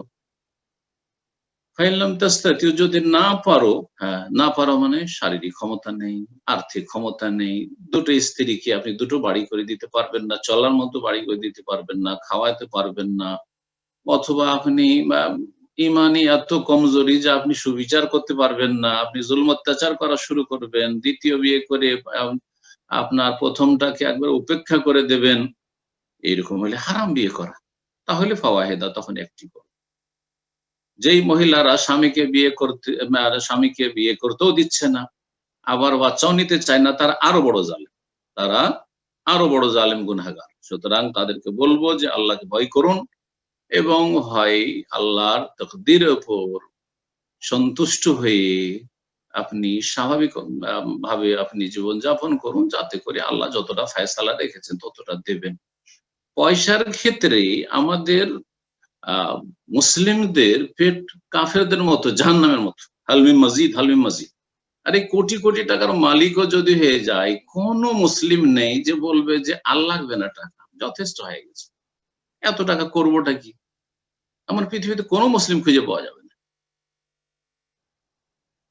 পয়সা নিয়ামত, তার চাইতে গুরুত্বপূর্ণ বড় নিয়ামত হচ্ছে ছেলে মেয়ে, সন্তান সন্ততি। ইন্নামা আমওয়ালুকুম আওলাদুকুম ফিতনা। জি, দুটোই যেমন ফিতনা, দুটোই তেমনই নিয়ামত, দুটোই তেমনই ভোগের সামগ্রী। তো ছেলে মেয়েদের ক্ষেত্রে না একটা নিব, দুটা নেব, তো 3টা নেব, এইটাই পারি না। আউযুবিল্লাহ। এদের তো তাকদীরের প্রতি ঈমানেই এদের ত্রুটি আছে। আল্লাহ রুবুবিয়ত, আল্লাহ যে রাজ্জাক, রিজিক দাতা, রিজিক আসমান থেকে তিনি নামান, এই তাওহীদ রুবুবিয়তের প্রতি ঈমানেই ত্রুটি রয়েছে। এদের তাওহীদ ত্রুটিপূর্ণ, এদের ঈমান বিল কাদার, তকদিরের প্রতি ঈমান ত্রুটিপূর্ণ। সুতরাং এদের ঈমান নিয়েই আল্লাহ জানে কি হবে আল্লাহর সামনে যখন হাজির হবে। যে আল্লাহ এই কথা না বলে যে তোমাদের তো ঈমানই ছিল না যে আমি রব, আমি রিজিক দাতা, আমি প্রতিপালনকারী, তুমি তো একটা মাধ্যম মাত্র। তুমি তো তকদির, আমার যে তকদির সেই তকদির তুমি বিশ্বাসই করনি। আল্লাহ রাব্বুল আলামিন যেন এইরকম মহিলাদেরকে হেদায়েত দান করেন, যাতে করে তারা নিজেরা জালেম হয়ে না মারা যায়, আর স্বামীকেও জুলমের জন্য বাধ্য না করে। আর এত দুর্বল স্বামী হবেন না। আমার একটা পরামর্শ, যে এত দুর্বল স্বামী কেউ হবেন না। নারী জাতিকে যত ছাড় দেবেন তত মাথায় চেপে বসবে। আমাদের বোনেরা অনেকে শুনছে, রাগ করবেন হয়তো, কিন্তু এটাই হচ্ছে মহিলাদের স্বভাব। এদেরকে যত ছাড় দেবেন তত বেশি মাথায় চেপে বসবে। আবার এমন টাইট করবেন না, আবার এটাও বলছি, এমন টাইট করবেন না যে ভেঙে যায়। যেমন রাসূলুল্লাহ সাল্লাল্লাহু আলাইহি ওয়াসাল্লাম ফাস্তাউসু বিন-নিসাই খায়রা, নারীদের ক্ষেত্রে আমার কাছ থেকে কল্যাণের উপদেশ গ্রহণ করো। তাদের ক্ষেত্রে ফাইন্নাহুন্না খুলিকনা মিন দিলাইন, বাঁকা হাড় থেকে এদেরকে পয়দা করা হয়েছে। এই বাঁকা হাড়কে যদি সোজা দ্রুত বেগে করতে যাও, তাড়াতাড়ি বলো যে রাতারাতি ঠিক করব, একবারে শক্ত ভূমিকা নিয়ে ঠিক করব, তাহলে কাসার তাহা, তাহলে ভেঙে ফেলবে। ওয়াকাসরুহা তালাকুহা, আর এই নারীদেরকে ভেঙে ফেলা হচ্ছে এই নারীদের তালাক। সুতরাং তালাক এর পরিস্থিতি থেকেও সাবধান, এবং তাদেরকে মাথায় চাপিয়ে নেওয়া থেকেও সাবধান। তাদের গোলাম হবেন না, দায়ুস হবেন না, আর তাদের উপর একবারে সেনাবাহিনীর মতো অথবা পুলিশ প্রশাসনের মতো আপনি জালেমও হইতে যাবেন না, বরং মধ্যম পন্থা অবলম্বন করবেন। আল্লাহ যেন তৌফিক দান করেন। জি, আমিন। ইনশাআল্লাহ এই পর্যায়ে প্রশ্ন করবেন ইনামুল হক, আপনি প্রশ্ন করুন। আসসালামু আলাইকুম ওয়া রাহমাতুল্লাহি ওয়া বারাকাতুহু। শেখ আসসালামু ওয়া রাহমাতুল্লাহি ওয়া বারাকাতুহু। জি, আমি ইনামুল বলছি, লন্ডন থেকে বলছি। বলেন, ভালো আছেন? আমার প্রশ্ন হলো, আমাদের এখানে আগেও এরকম একটা প্রশ্ন ছিল আপনার, সেটা হলো বাড়ি কিনতে হইলে তো সরকারি লোন ছাড়া তো নিজেদের পক্ষে টাকা দিয়ে কেনা সম্ভব না। এখানে একটা প্রকার বাড়ি আছে যে সরকারি কিছু কিছু হাউজিং অ্যাসোসিয়েশন আছে যারা কম পয়সায় বাড়ি দেয়। এটা সাধারণত যাদের ক্ষমতা কম তাদেরকে সরকারি কম রেটে সুদ না বললে রেন্ট বললেই দেয়। ব্যাংক যেটা দেয় সেটা সুদ বললে দেয়, আর সরকার যেটা হাউজিং অ্যাসোসিয়েশনের মাধ্যমে দেয় সেটা রেন্ট বললে দেয়। যেটা যে অংশ কিনবেন সেই অংশ আপনার, যত মানে 25% কিনলেন এটা আপনার, 70% কিনলেন এটা হলো সরকার, ওই 75% সরকারের জন্য রেন্ট দিতে হয়। যে 20% আপনি কিনবেন বা 30% কিনবেন, তা যদি আপনার নিজের টাকা কভার না হয়, তাহলে আবার ওরা লোন দিতে বাধ্য করে যে আপনাকে লোন ছাড়া আপনাকে বাড়ি দেওয়া হবে না। ও আপনার টাকা থাকলে হবে না, আপনাকে যে 20% কিনবেন তাও সরকারকে লোন নিয়ে কিনতে হবে। কারণ এক্ষেত্রে এই লোনটা কি বাধ্য করতেছে যদি কিনতে যায়। অথচ যদি একটু সহি মানে সহিভাবে ইসলাম পালন করতে যায়, একটু পর্দা মেনটেন করতে যায়, তাহলে নিজস্ব একটা রুমে বাসা হইলো, নিজস্ব একটা বাসা লাগে জয়েন্ট ফ্যামিলির চেয়ে। মানে 3 রুমে 3 ফ্যামিলি থাকলে তো সমস্যা হয় আর কি। আপনারা তো দেখছেন, লন্ডনে আসছিলেন, বুঝতে পারতেছেন। কাজে এই ক্ষেত্রে আমি কি করতে পারি? তো লোন নিয়ে যদি তাড়াতাড়ি পরিশোধ করে দেন তো, বা বিনা সুদে পরিশোধ করা সম্ভব নয়, মানে সেখানেও কি ইন্টারেস্ট দিতে হবে? হ্যাঁ, তাড়াতাড়ি হয়তো দিতে পারবো, কন্ট্রাক্ট নেওয়ার পরে বাড়িতে ওঠার পর হয়তো 6 মাসের মধ্যে টাকা আমি পেমেন্ট করে দেবো, কিন্তু ইন্টারেস্ট তো সেই 6 মাসে দিতে হচ্ছে। আল্লাহ হেফাজত করুক। এই জন্যই যথাসাধ্য ভালো পরিবেশে বসবাসের জন্য ইসলাম নির্দেশ দিয়েছে। প্রথম কথা এটা বলবো যে এই জন্যই কাফের দেশে বসবাস করা স্বেচ্ছায় ঠিক নয়। নিরুপায় যারা দেখছেন, যার আর কোনো অন্য পথ নেই,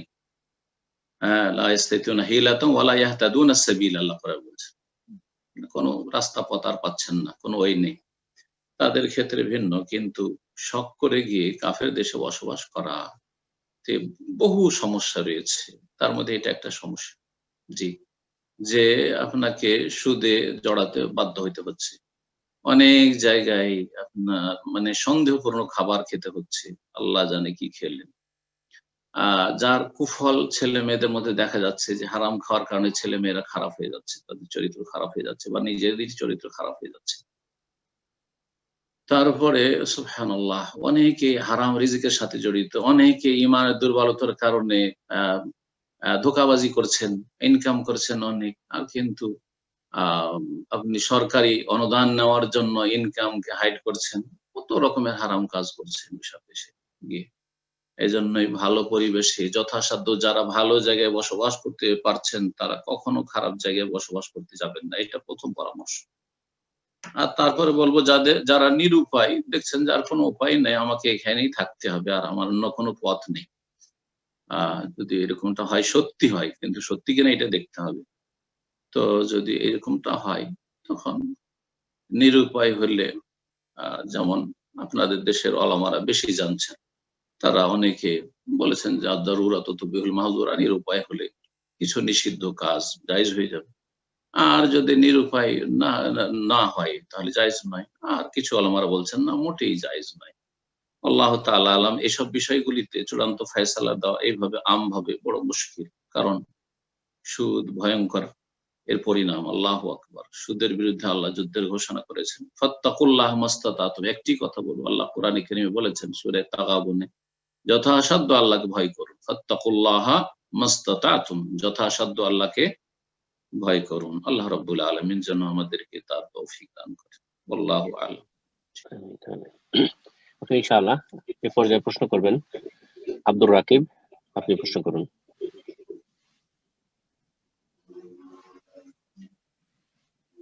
আসসালামু আলাইকুম ওয়া রাহমাতুল্লাহি ওয়া বারাকাতুহু। ওয়া আলাইকুম আসসালাম ওয়া রাহমাতুল্লাহি ওয়া বারাকাতুহু। আমি ইন্ডিয়া থেকে বলছি, সলমান শেখ। আমি আমার প্রশ্ন হলো যে আবু দাউদের মধ্যে 756, 57, 58, 59 নাম্বার হাদিস, 4টা হাদিসের মধ্যে প্রায় 3টা হাদিসকে অনেকে আলবানি তাহকিক, প্রায় 3টা হাদিসকে কেউ কেউ জাল বলছে, কেউ কেউ জয়ীফ বলছে। এটা সালাতের মধ্যে হাত বাঁধা নিয়ে, তো এই হাদিসগুলো কি সত্যিকারই? কিসের হাত বাঁধা? কোথায় হাত বাঁধা? বুকে হাত বাঁধার জন্য যে হাদিসের নাম্বার বললে হবে না, হাদিসের বিষয়বস্তু বলতে হবে। আমার সামনে আবু দাউদ নেই যে আবু দাউদ নিয়ে বসে আছে, 2-3টা নাম্বার মুখস্থ করে চলে আসবেন আর বলবেন এটা তরিকা না প্রশ্ন। হাদিসের বিষয়বস্তু বলে কি আছে হাদিসগুলো প্রায় আলবানি তাহকিক হাদিসগুলোকে বলছে হাদিসগুলো জাল, কেউ বলছে জাল, কেউ বলছে জয়ীফ। এই হাদিসের উপর আমল করা যাবে না। হাদিসে কি আছে, কি কথাটা লেখা আছে বাংলায় বলেন। জি, জানা আছে হাদিসের বিষয়বস্তুটা কি? সেটা সঠিক বলতে পারছি না। তাহলে বিষয়বস্তু সামনে সপ্তাহে বিষয়বস্তু নিয়ে আসবেন। জি, আরেকটা প্রশ্ন হচ্ছে যে মানে আমি আমার পরিবারের মধ্যে আপনার মতো একজন আলেম করতে চাই, তো এই বিষয়ে আমাকে কি করণীয় করতে হবে? আর আপনারা একটু আমাদের মতো ছোট করবেন না, অনেক বড় আশা রাখতে হবে। আমি এর আগে বলেছি যে এত ছোট মোটা আমরা আলেম না, আমরা তালেব ইলম। যারা আলেম আর আল্লামা তাদেরকে বলি এসব কথা। আমরা আলহামদুলিল্লাহ ছোট মোটো মানুষ। আর আমি মনে করি যে প্রত্যেক মুসলিম অনেক বড় আশা রাখবে আল্লাহ রাব্বুলের কাছে, অসাধারণ আশা রাখবে। নিজের জন্য অসাধারণ, আল্লাহর কাছে কোনো অসাধারণ না। আল্লাহ আপনার ঘরে, আমার ঘরে ইমাম বুখারীও তৈরি করতে পারে, ইমাম ইবনে তাইমিয়াও তৈরি করতে পারে, জি, ইমাম মুহাম্মদ বিন আব্দুল ওয়াহাবও তৈরি করতে পারে, জি, বড় বড় আলেম তৈরি হইতে পারে। সুতরাং ছোট মোটো আমরা আশা রাখবো না আল্লাহর কাছে। উদুল্লাহ ওয়া আনতুম মুকিনুনা বিল ইজাবাহ, আল্লাহর কাছে দোয়া করো, আল্লাহ অবশ্যই কবুল করবেন, এই দৃঢ় প্রত্যয় নিয়ে, ইয়াকিন নিয়ে আল্লাহর কাছে দোয়াও করতে হবে এবং সর্বাত্মক চেষ্টাও করতে হবে। দোয়ার আগে আমাকে পরিকল্পনা তৈরি করে এতদূর পর্যন্ত আমি যাব, আমার ছেলে মেয়ের প্রতিপালন করতে, তার জন্য আমাকে চেষ্টাও রাখতে হবে। আল্লাহ যেন আমাদের তৌফিক দান করেন। তার আগে যেটা শুরুতে লাগবে সেটা হচ্ছে ইখলাস, নিষ্ঠার জন্য। এই নয় যে অমুক শাইখকে দেখি এত খ্যাতি লাভ করেছে, অমুক শাইখের কথা এত লোক শুনে, আমার ছেলের কথা যেন এত শুনে, না, মুঠেই এইরকম তুচ্ছ নিয়ত যেন কোনো ভাই বোনের না থাকে। সবসময় আল্লাহর সন্তুষ্টি উদ্দেশ্য থাকবে যে আল্লাহর দিনের খাদেম আমার ছেলেকে তৈরি করব, আমি আমার মেয়েকে আল্লাহর নেক বান্দি তৈরি করব, সাহাবিয়াতদের আদর্শে তার প্রতিপালন করব। এইভাবে ভালো নিয়ত রাখবেন ইনশাআল্লাহ তাআলা। ইন্নামাল আমালু বিন্নিয়াত, মানুষের যেমন নিয়ত হয় সেই অনুযায়ী আল্লাহ বরকত দিয়ে থাকেন। মানুষের আমল নির্ভরশীল নিয়তের উপর। আল্লাহ যেন আমাদের নিয়তটাকে অত্যন্ত ইখলাসপূর্ণ করার তৌফিক দান করেন এবং ভালো আমাদেরকে পরিকল্পনা নেওয়ার এবং সে অনুযায়ী আমাদের এগিয়ে যাওয়ার তৌফিক দান করেন। এবং আল্লাহ রাব্বুল আলামিন আমাদের মনের আশা যেন কবুল করেন, এই দোয়াই রবের কাছে করি। প্রত্যেক ভাই এবং বোন যাদের অন্তরে এইরকম ইখলাস আছে এবং যাদের এইরকম চাহিদা আছে যে ছেলে মেয়েদেরকে দিনের খাদেমা বানাতে চাই, তাদের দ্বারা দিনের খেদমত হয়, আল্লাহ যেন তাদের মনের সৎ আশা পূর্ণ করেন। জাযাকুমুল্লাহ খাইর। বারাকাল্লাহু ফিকুম। ইনশাআল্লাহ এই পর্যায়ে প্রশ্ন করবেন জাহিদুল আল আমিন, আপনি প্রশ্ন করুন।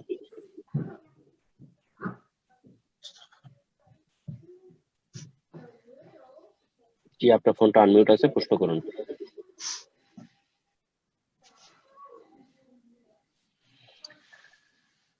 জাহিদুল আল আমিনকে আমরা শুনতে পাচ্ছি না, তো ইনশাআল্লাহ আমরা আরেকজন ব্রাদারকে সুযোগ করে দিচ্ছি। অনেক প্রশ্ন করবেন জাহাঙ্গীর, আপনি প্রশ্ন করুন।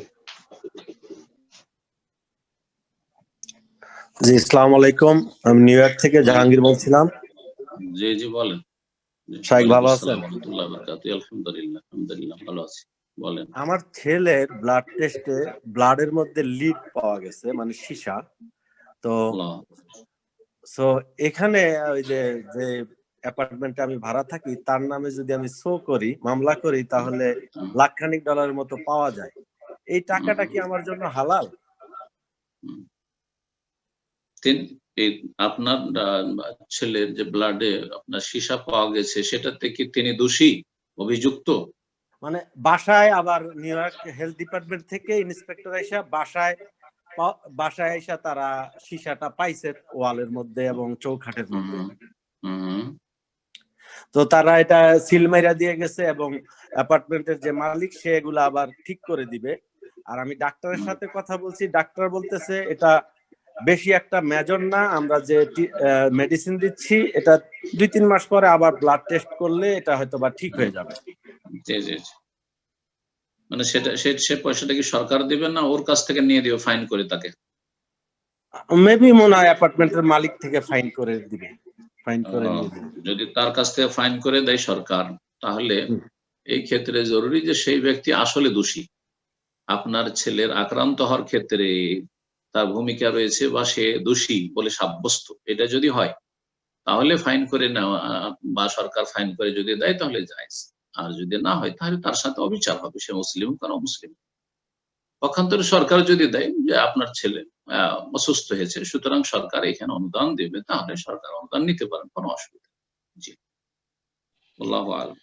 জাযাকাল্লাহু খাইরান। তো এই পর্যায়ে প্রশ্ন আবার আমি সুযোগ করে দিচ্ছি জাহিদুল আল আমিন, আপনি প্রশ্ন করুন। আসসালামু আলাইকুম ওয়া রাহমাতুল্লাহি ওয়া বারাকাতুহু। শাইখ আসসালাম ওয়া রাহমাতুল্লাহি ওয়া বারাকাতুহু। ভালো আছেন? জি বলেন। শাইখ, প্রশ্ন নাই, একটা কথা ছিল। আপনি যদিও শুক্রবার ওই বিষয়টা ক্লিয়ার করছেন, এরপর আমি আবার জিজ্ঞাসা করতেছি যে ওই যে আপনার একটা ভিডিও নিয়ে আরেক শাইখের সাথে লাগায়া মানে অনেক কিছু করছে, এরপর আপনার নামে অনেক কিছু ছড়াইতেছে। তো আপনি নসিহামূলক ওইসব মানুষের জন্য কি বলবেন? আর আমরা সাধারণ মানুষ যারা আপনাদের বক্তব্য শুনি বা সঠিক পথে চলার চেষ্টা করি, আমাদের জন্য কি নসিহা করবেন শাইখ, একটু যদি বলতেন এই বিষয়ে ক্লিয়ারলি। জাযাকাল্লাহু খাইরান। যথেষ্ট বলেছি, জুমার দিনে যে 23-24 মিনিট আলোচনা করা হয়েছে সে বিষয়ে যথেষ্ট। ইনশাআল্লাহ আপনারা দিন শিখুন। প্রথম কথা, ইখলাসের অত্যন্ত অভাব আমাদের যারা সহিহ আকীদার দাবিদার ভাইরা তাদের মধ্যে, যার ফলে সামান্য কিছুতেই নিজের ব্যক্তি স্বার্থটা অনেক বড় হয়ে যাচ্ছে, দুনিয়াবি পার্থিব স্বার্থটা অনেক বড় হয়ে যাচ্ছে, যার ফলে এই কলহ বিবাদগুলো সোশ্যাল মিডিয়াতে, আল্লাহ রাব্বুল এই সমস্ত ফিতনা থেকে যেন বেঁচে থাকার তৌফিক দান করে। আমি মাঝে মধ্যে চিন্তা করি যে যারা সোশ্যাল মিডিয়াতে এত ঝড় তুফান তুলে রেখেছে, তাদের কি ঘর সংসার নেই? আর তাদের কি কাজকর্ম নেই? তারা কি একেবারে কর্মহীন বসে আছেন? এত সময় দিয়ে ফালতু ফালতু কার জন্য এইসব লড়াই? কেউ কারো ডিফেন্স করছে, কেউ কারো ডিফেন্স করছে, আল্লাহ হেফাজত করে এইসব অনিষ্ট থেকে। তো এইসব ফালতু কাজ লায়ানি আমি মনে করি। অসার কাজ থেকে নিজেকে বাঁচিয়ে রেখে এমন কাজ করেন, এহরাস আলা মা ইয়ানফাউকা, নবী সাল্লাল্লাহু আলাইহি ওয়াসাল্লাম, এহরিস আলা মা ইয়ানফাউকা, যেটা আপনার জন্য উপকারী সেটার জন্য আপনি আগ্রহী হন, সেটার জন্য আপনি উদ্গ্রীব হন। তো যেসব আমার যেটাতে কাজ দেবে সেটা আমি করব, আপনার যেটাতে কাজ দেবে আপনার স্ত্রীর, আপনার ছেলে মেয়ের, আপনার বাপ মায়ের, আপনার আপনজনের, আপনার উম্মতের, ইসলামের, মুসলিমের, আর কে কি করলো না করলো এইসবের পিছনে আপনারা কেন পড়তে যাচ্ছেন? আল্লাহ রাব্বুল আলামিন সমস্ত ফিতনা থেকে যেন বেঁচে থাকার তৌফিক দান করেন, আর বাড়াবাড়ি সীমা লঙ্ঘন থেকে বেঁচে থাকার তৌফিক দান। অনেকে এই ইসলামের খেদমতের নামে গুনাহ করছেন, এমন হয়ে গেছে যে সহি আকীদার দাবিদার, কিন্তু আমরা এমন দিকে চলে যাচ্ছি সুবহানাল্লাহ, যে আবু হানিফা রাহিমাহুল্লাহ, শাফি, মালিক, আহমদ, তারা এত বড় বড় আইম্মায়ে কেরাম ছিল, তাদের তাকলিদ থেকে আসাটাকে কত বড় যে বাহাদুরি মনে করছে, আমরা তাদের তাকলিদ থেকে মুক্ত হইতে পেরেছি। কিন্তু সামান্য কিছু পড়াশোনা করেছি, তাদের ডিফেন্সের জন্য উঠে পড়ে লেগেছি, আমাদের এটা করতেই হবে। কেন ভাই? আরে ভাই, ওকে করতে দাও, তুমি তোমার কাজ করো, তুমি তোমার কাজ করো। আল্লাহ রাব্বুল আলামিন যেন বুঝার তৌফিক দান করে। আর তারপরে আর একটি কথা, যে এগুলো অধিকাংশ করেছে যাদের বিদ্যা অল্প। ভালো ভালো আলেম ওলামারা আছে দেশে, তাদেরকে কথা বলতে দেন, তাদেরকে কিছু লিখতে দেন। আপনারা 2-4 হরফ এদিক থেকে জোড়া তালি দিয়ে এর কাছ থেকে ওর কাছ থেকে নিয়ে আর তারপরে শুরু করেছেন। এগুলো কেন? কতটা শিখেছেন? একটা বই পড়ার তো সময় নেই, পড়ছেন না।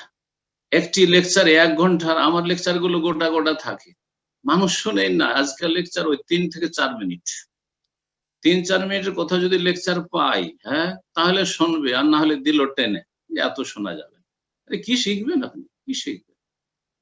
এলেম শিখুন, সূরা আসরের উপর আমল করুন, এলেম শিখুন। জি হ্যাঁ, এলেমের ভিত্তিতে আপনার ঈমানটাকে ভালো করুন, তারপর আমেলুস সালিহাত, নেক আমল করুন, আর তারপরে দাওয়াত দিন, আর ধৈর্য ধারণ করুন। জি, কারো উপর আক্রমণ করতে যাবেন না। আর কারো যদি ভুল হয়, যতই তাকে ভালোবাসেন না কেন, আমাকে যতই ভালোবাসেন না কেন, আমার যদি ভুল হয় সসম্মানে ছেড়ে দেন, কোনো কিছু না, ছেড়ে দেন। আর ভুল হইলেও সেটার পক্ষ থেকে আমাকে প্রতিবাদ করতে হবে, সেটাকে সহি করার জন্য টেনে হেসড়ে চেষ্টা করতে হবে। এসব ব্যর্থ চেষ্টা করবেন না, না হলে আল্লাহ লাঞ্ছিত করবেন। আল্লাহ রাব্বুল আলামিন যেন বুঝার তৌফিক দান। জাযাকুমুল্লাহ। আল্লাহুম্মা আমিন। বারাকাল্লাহু ফিকুম। তো ইনশাআল্লাহ আমরা প্রোগ্রামের একদম শেষ পর্যায়ে চলে এসেছি। তো ইনশাআল্লাহ এ পর্যায়ে প্রশ্ন করবেন পারভিন আক্তার। আপনি প্রশ্ন করুন।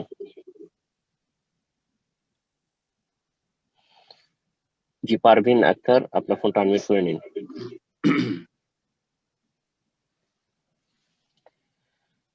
সম্ভবত বোন বুঝতে পারছেন না। তো ইনশাআল্লাহ আজকের সর্বশেষ প্রশ্ন হচ্ছে, ইনশাআল্লাহ আপনাদেরকে আমরা যারা বাকি রইল অর্থাৎ তাদের প্রশ্ন আমরা নেক্সট উইকে নেওয়ার চেষ্টা করব। আজকের সর্বশেষ প্রশ্ন ফায়সাল, আপনি প্রশ্ন করুন। আসসালামু আলাইকুম ওয়া রাহমাতুল্লাহ। শেখ, আমি বাংলাদেশ থেকে বলছি। শেখ, আমার প্রশ্ন হলো, আমাদের দেশে মানে আহলে হাদিস বা সালাফি আলেমদের কেউ কেউ বলে যে করোনা ভাইরাসের জন্য মাস্ক পরিধান করলে নাকি শিরক হবে। আবার বেশিরভাগ সালাফি আলেম বলেছে যে মাস্ক পরিধান করা এবং হাতে স্যানিটাইজার ব্যবহার করা জায়েজ। এখন আমার প্রশ্ন, মাস্ক এবং স্যানিটাইজার ব্যবহার সম্পর্কে আমাদের বিশ্বাস কেমন হবে? জি, জাযাকাল্লাহু খাইর। যে ব্যক্তি বলছে যে মাস্ক ব্যবহার করলে শিরক হবে, তার জন্য শিরক হবে। আর বাকি লোকদের যারা বলছে যে শিরক হবে না, তাদের শিরক হবে না ইনশাআল্লাহ। কথা বোঝা গেছে? যে ফতোয়া দিবে তার ফতোয়া তাকে নিজের জন্য রাখতে বলুন। জি, আল্লাহ রাব্বুল আলামিন যেন বুঝার তৌফিক দান করেন। আর এইসব সাজ ফতোয়া থেকে, এসব ভ্রষ্টতা থেকে আল্লাহ যেন মুসলিম উম্মার হেফাজত করে। জাযাকুমুল্লাহ খাইর। জি, বারাকাল্লাহু ফিকুম। শেখ, সিস্টার আবার চেষ্টা করেছিলেন, অ্যাকচুয়ালি ফোনটা আনমিউট করেছিলেন, তো আপনি অনুমতি দিলে আমি আরেকবার সুযোগ করে দিতাম বোনকে। ইনশাআল্লাহ আমি আবার শেষবারের মতো সুযোগ করে দিচ্ছি আমাদের বোন পারভিন আক্তার, আপনি প্রশ্ন করুন।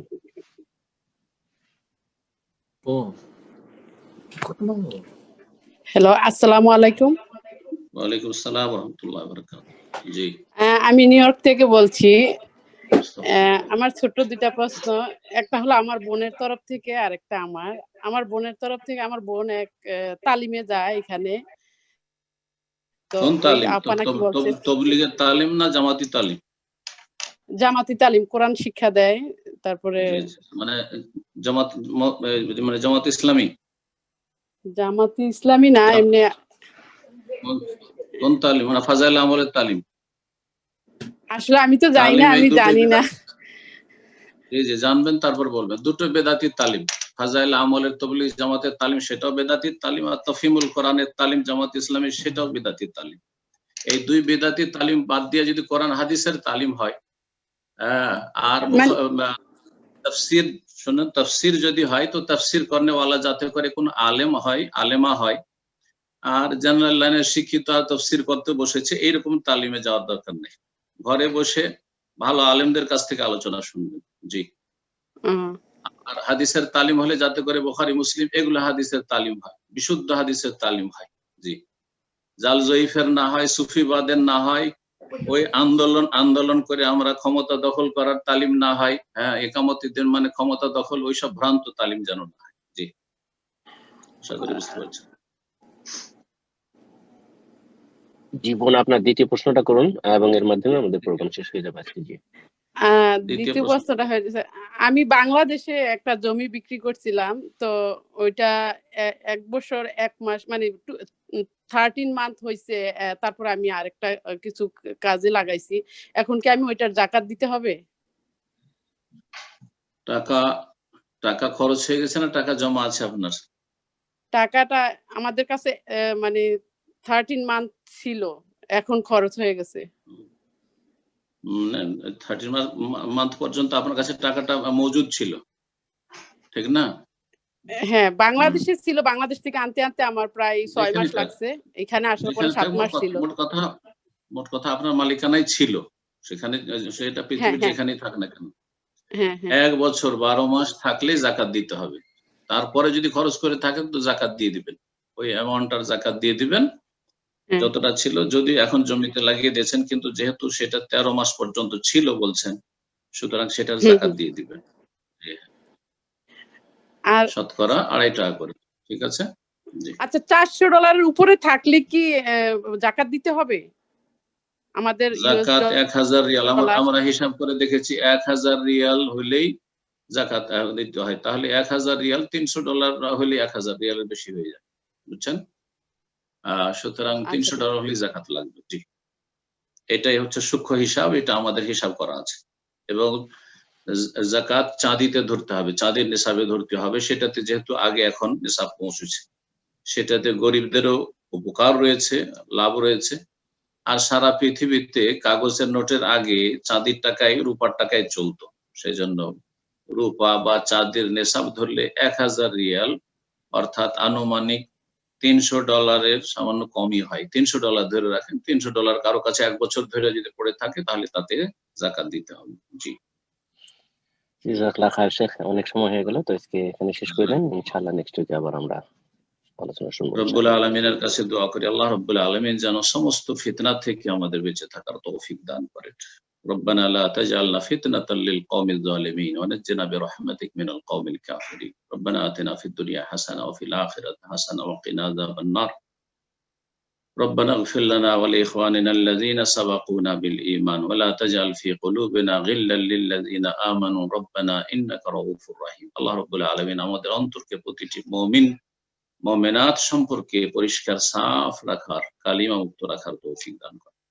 আল্লাহ রাব্বুল আলামিন সমস্ত রকমের বালা মুসিবত থেকে আমাদের হেফাজত করেন, সমস্ত অনিষ্ট থেকে আল্লাহ হেফাজত করেন। মুসলিম উম্মার দলাদলি এবং কলহ বিবাদ থেকে মুসলিম উম্মাকে আল্লাহ রাব্বুল আলামিন যেন নিরাপদ স্থানে অবস্থান নেওয়ার তৌফিক দান করেন। মুসলিম উম্মা কোরআন এবং সুন্নাহর ভিত্তিতে যেন এক হতে পারে আল্লাহ যেন তৌফিক দান করেন। আল্লাহ যেন ইসলাম শক্তিশালী করেন, মুসলিমদেরকে শক্তিশালী করেন এবং মুসলিমদেরকে তাদের দ্বীনের দিকে ভালোভাবে ফিরে আসার তৌফিক দান করেন, রবের দিকে ফিরে আসার তৌফিক দান করেন।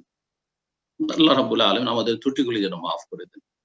সুবহান রাব্বিকা রাব্বিল ইজ্জাতি আম্মা ইয়াসিফুন ওয়া সালামুন আলাল মুরসালিন ওয়ালহামদুলিল্লাহি রাব্বিল আলামিন।